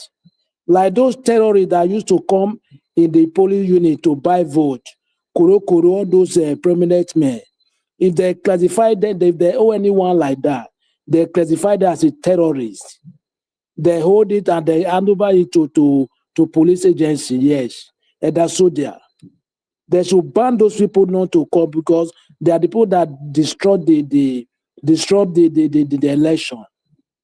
Well, there is something we don't need to say on mouth because this tongue, there is power in tongue. We don't give them right, understand? Well, our vote will be counted. I will make sure it count. Yes, thank you very much, Mr. Nigeria Watch. All right. Abdul Malik, our vote, you expect it to be counted. To be honest, my brother, with the kind of people that we have in power right now, unfortunately, your vote can never be counted. Mr. Elvis. It can only be managed. Mr. Elvis, can I ask you that one? Example is Rivers State in the last election. They voted for Mr. Peter Gregory Obi. Only one man in Rivers State changed the will of over a million people. Up until today, Wike is like a monarch in Rivers State. Only one man changed the will of an entire state. Today, Fubara as a governor has been sacked. Thank you. All because of the will of one person in Rivers State. And see, let's not deceive ourselves. Let's face the reality. We need to a hand of force must be employed. And this way, Mr. Elvis, please allow me, sir. This way, Showore, and this way, I have pain. I have some kind of animosity against Showore. If you care about Nigeria, Showore, do the needful. You don't care about Nigerians, and I can say it anywhere. If you care, take a clue from Traore. Take a clue from Burkina Faso. I'm not sure that Traore care about Nigeria. Okay. I am not sure. All right. Thank you, sir. Thank you. Abdul Malik, you wanted to thank you, sir, for the opportunity once again. You know why I told you that if they said the election, if their vote will be counted, they will be counted. They are the one that we determine. They will volunteer. This my vote will be counted. Those people, they are human beings like you. It's just because they are not united. How do you want them to do that? Yeah, they will unite now. They will stand. How? This my vote. They will stand. It's not that they will scare. Well, okay, they will count let it. me tell you, Mr. Nigeria, they will stand at the unit. They will stand at the unit. Not that they will be scared. Like somebody will come that The APC, if you know So the APC, don't vote. they will count it in your presence before you go home, right? That one is there because even the coalition center, all the party, they have agent. That's what I'm saying now. Hold on now. Yes, you will stand. They will count it before you go home, right? Yes. And that's what I'm Mr. saying. They will Elvis, do it for you. Hold on. They will do it for you. But tomorrow they will give you another result. So what will you not do? Yeah, you will enter straight peacefully. Okay. This is not my result. As you unite at the unit, you enter straight. This is not my result. You All right. must count my result. Yes. Thank you very much. Mr. Abdul Malik, Mr. Mr. Elvis, Elvis, sorry. If, for example, they stand in the what they call it, the place they want to count the votes, which we saw in 2023, where some people head were busted, some eyes were busted, some were under the rain for their vote to be counted, which they did. Was there where the whole numbers were rewritten? The whole numbers were not written there. And my last message, let me send message to Kogi people, just like I don't know who mentioned it just now. That reminds me. I always said there are some people that always like to disgrace us, whether people, traditional, politician. Please, what happened in Kogi last time? I am used God back Kogi people. Please, make not let that kind of disgrace circulate online again, where they will see people that you people voted and kneeling down. One person is holding here to warn them, to send their message. You people should please do something. You people keep quiet for Natasha. Don't keep quiet for every nonsense that is taking place in your state. Come on, we must not be docile over everything. Thank you. Mrs. Sare Final. Abdul Malik, hold on. In the last election, a sitting governor was shot out of a collision center in Nigeria. A sitting governor, Obaseki. All right. Mr. Give us a mandate. Don't count those things. Don't count those things. What Adu Malik said is truth. Why they count the ballot paper in your presence? The other day they now announced different something. The whole country shut down. That is how we revise or show more mandate. Because what happened? I'm calling for too. Listen very well. If Edo State really support Obaseki in that vote, as that announcement come out, everybody will happy because we did not want an Obaseki with what concern him. That was just the truth. All right. Mr. Nigeria, 1 minute, please. Who is suffering now? Everybody in Edo State is suffering. Mrs. Sare Final. Mama, in time of Obaseki, Edo State did not suffer. When Obaseki wanted to give our land to Fulani. Mr. Duma, somebody is okay, please. Oh, sorry. Mrs. Sare Final, I understand what you say. You hear what I said at the first time. When you stand at the polling unit and the result is counted already, you know the scores, right? You know what you get. If they change the result, then you enter straight, peacefully. They must count that your result, you must announce that your result. Thank you. Mr. Elvis, can I quickly say something? Which of the people we enter straight do you mean? Nigerians, Ghanaians, Zimbabwe? Good question, Mr. Elvis. Good question. Can I say something?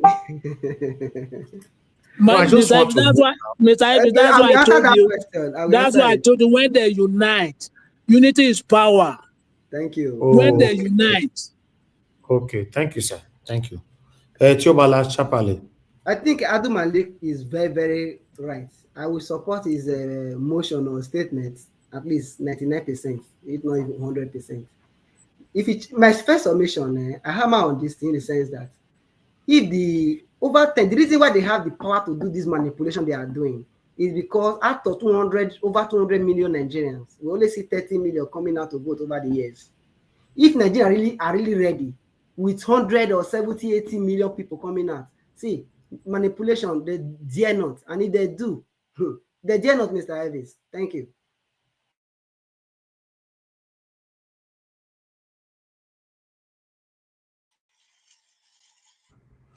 Black Panther, quickly talk to us. You have 2 minutes. Good evening to you, my brother. Thank you. Good evening. My brother. It's in the wine or they don't call us Bugo. So we are ready. I want to thank everybody who has spoken. All of you have spoken well. I pay particular attention on three people: Yubala, Madam Irene Finance, and Oga Jonathan. I want to thank Mommy Diaspora and other people, viewers, and the panelists. I want to say Madam Irene Finance spoke in a very broad perspective and narrow it down and concluded in a systemic way. And she's going to be a good politician. She played it well. From what you have discussed, from what you have spoken, we know where you are going to. And I want to thank you for that analysis. Let other people judge the participants, the contestants, and let them choose which one is better among the ones that are on the table for us all. I want to ask Tiobala. Tiobala, did you say the bill cannot pass? The electoral bill cannot pass? I want to know whether you said that. What I said, not that it cannot pass. It can pass on the condition that the National House of Assembly agree to pass the bill. Otherwise, no, okay. Now, when you are talking about a movement and a bill, you don't condition your bill because your bill is already your bill. So you saying that it cannot pass, there's no reason for you to bring forth a bill nor support a bill. The bill, when the bill passed through the two houses, the president don't have any power to say he will not assent to it. If he doesn't assent to a popular bill, the house will take over and I put assent to that bill. That is the way it's being run. A popular bill cannot be up. A popular bill. See, a popular bill cannot be refused. You forgot what happened during what is it called? Buhari period, where the bill was passed, he did not sign it. The bill that was passed, he signed it at last. He only took time. At last, thank you. Yes, because he was pressured. Wait. Let me tell you, Bala. Politics is like this. If you bring a popular bill and the whole house has ascended to it, the president does have an option, but they'll pressurize him, he will sign it. I tell you that I have many. He will sign your Bala. Don't stop making reasons for any loophole for APC. Stop it.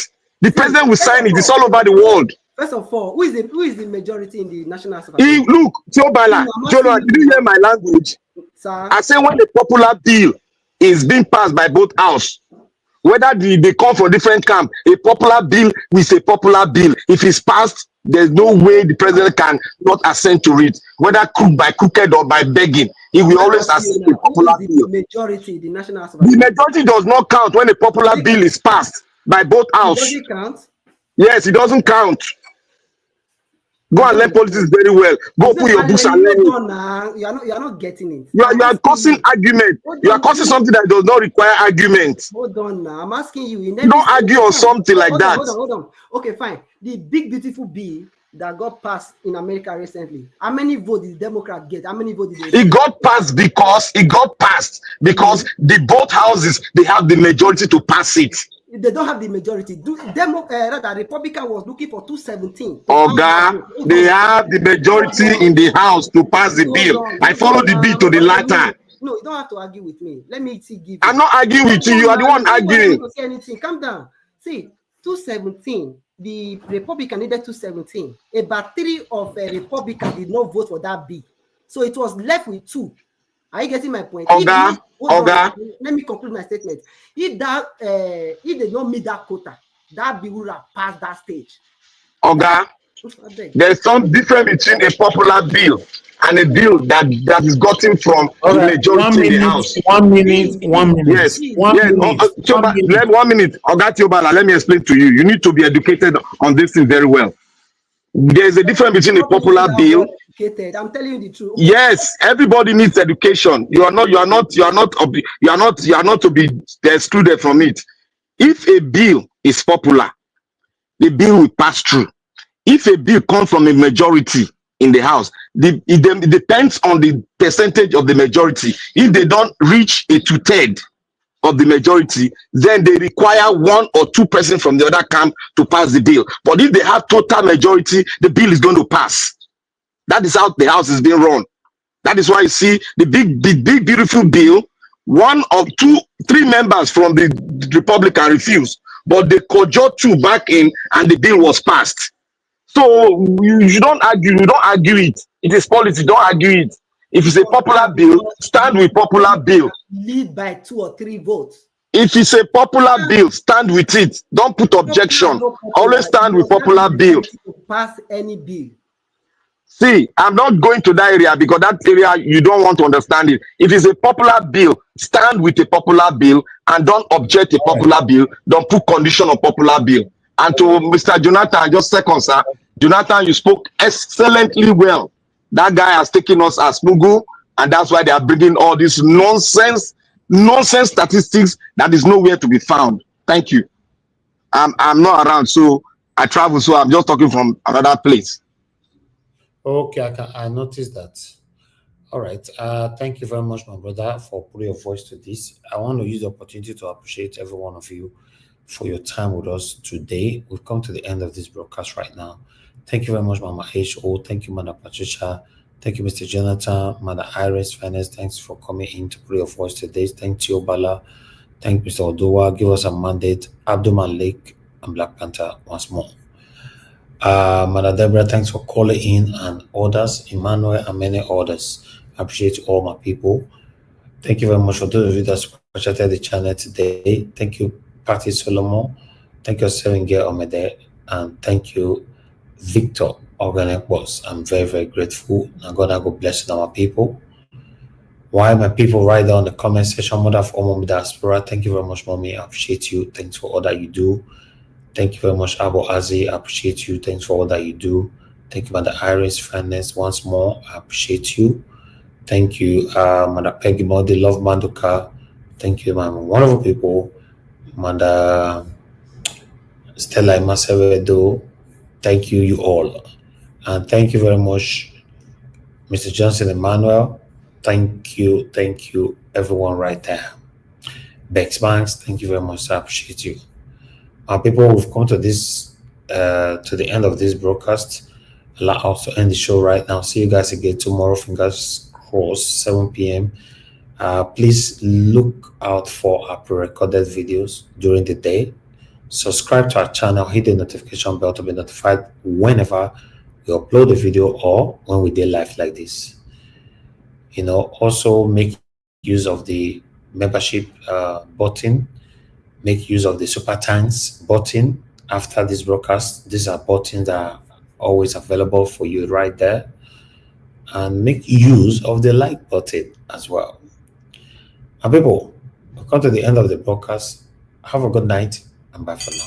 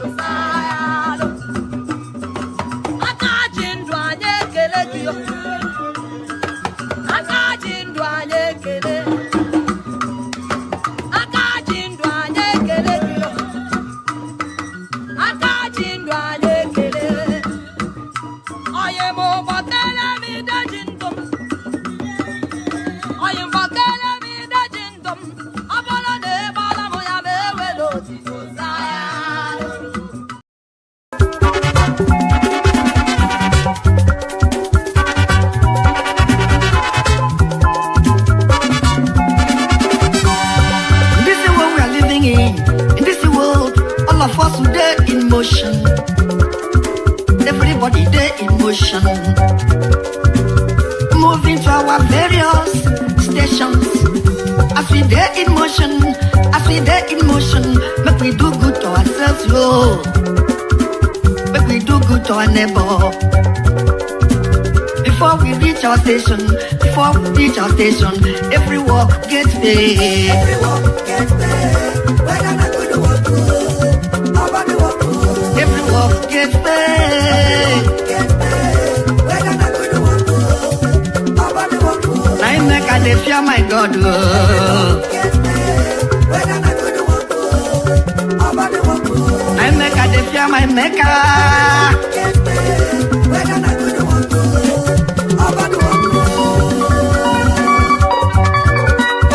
Come on, son. Organize.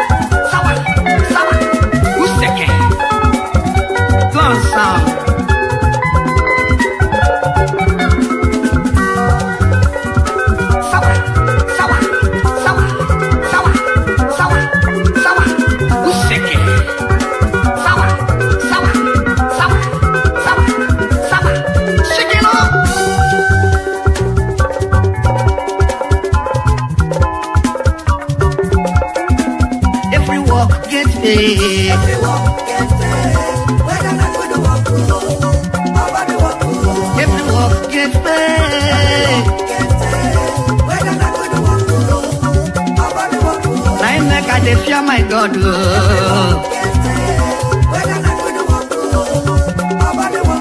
I make a fear my Maker.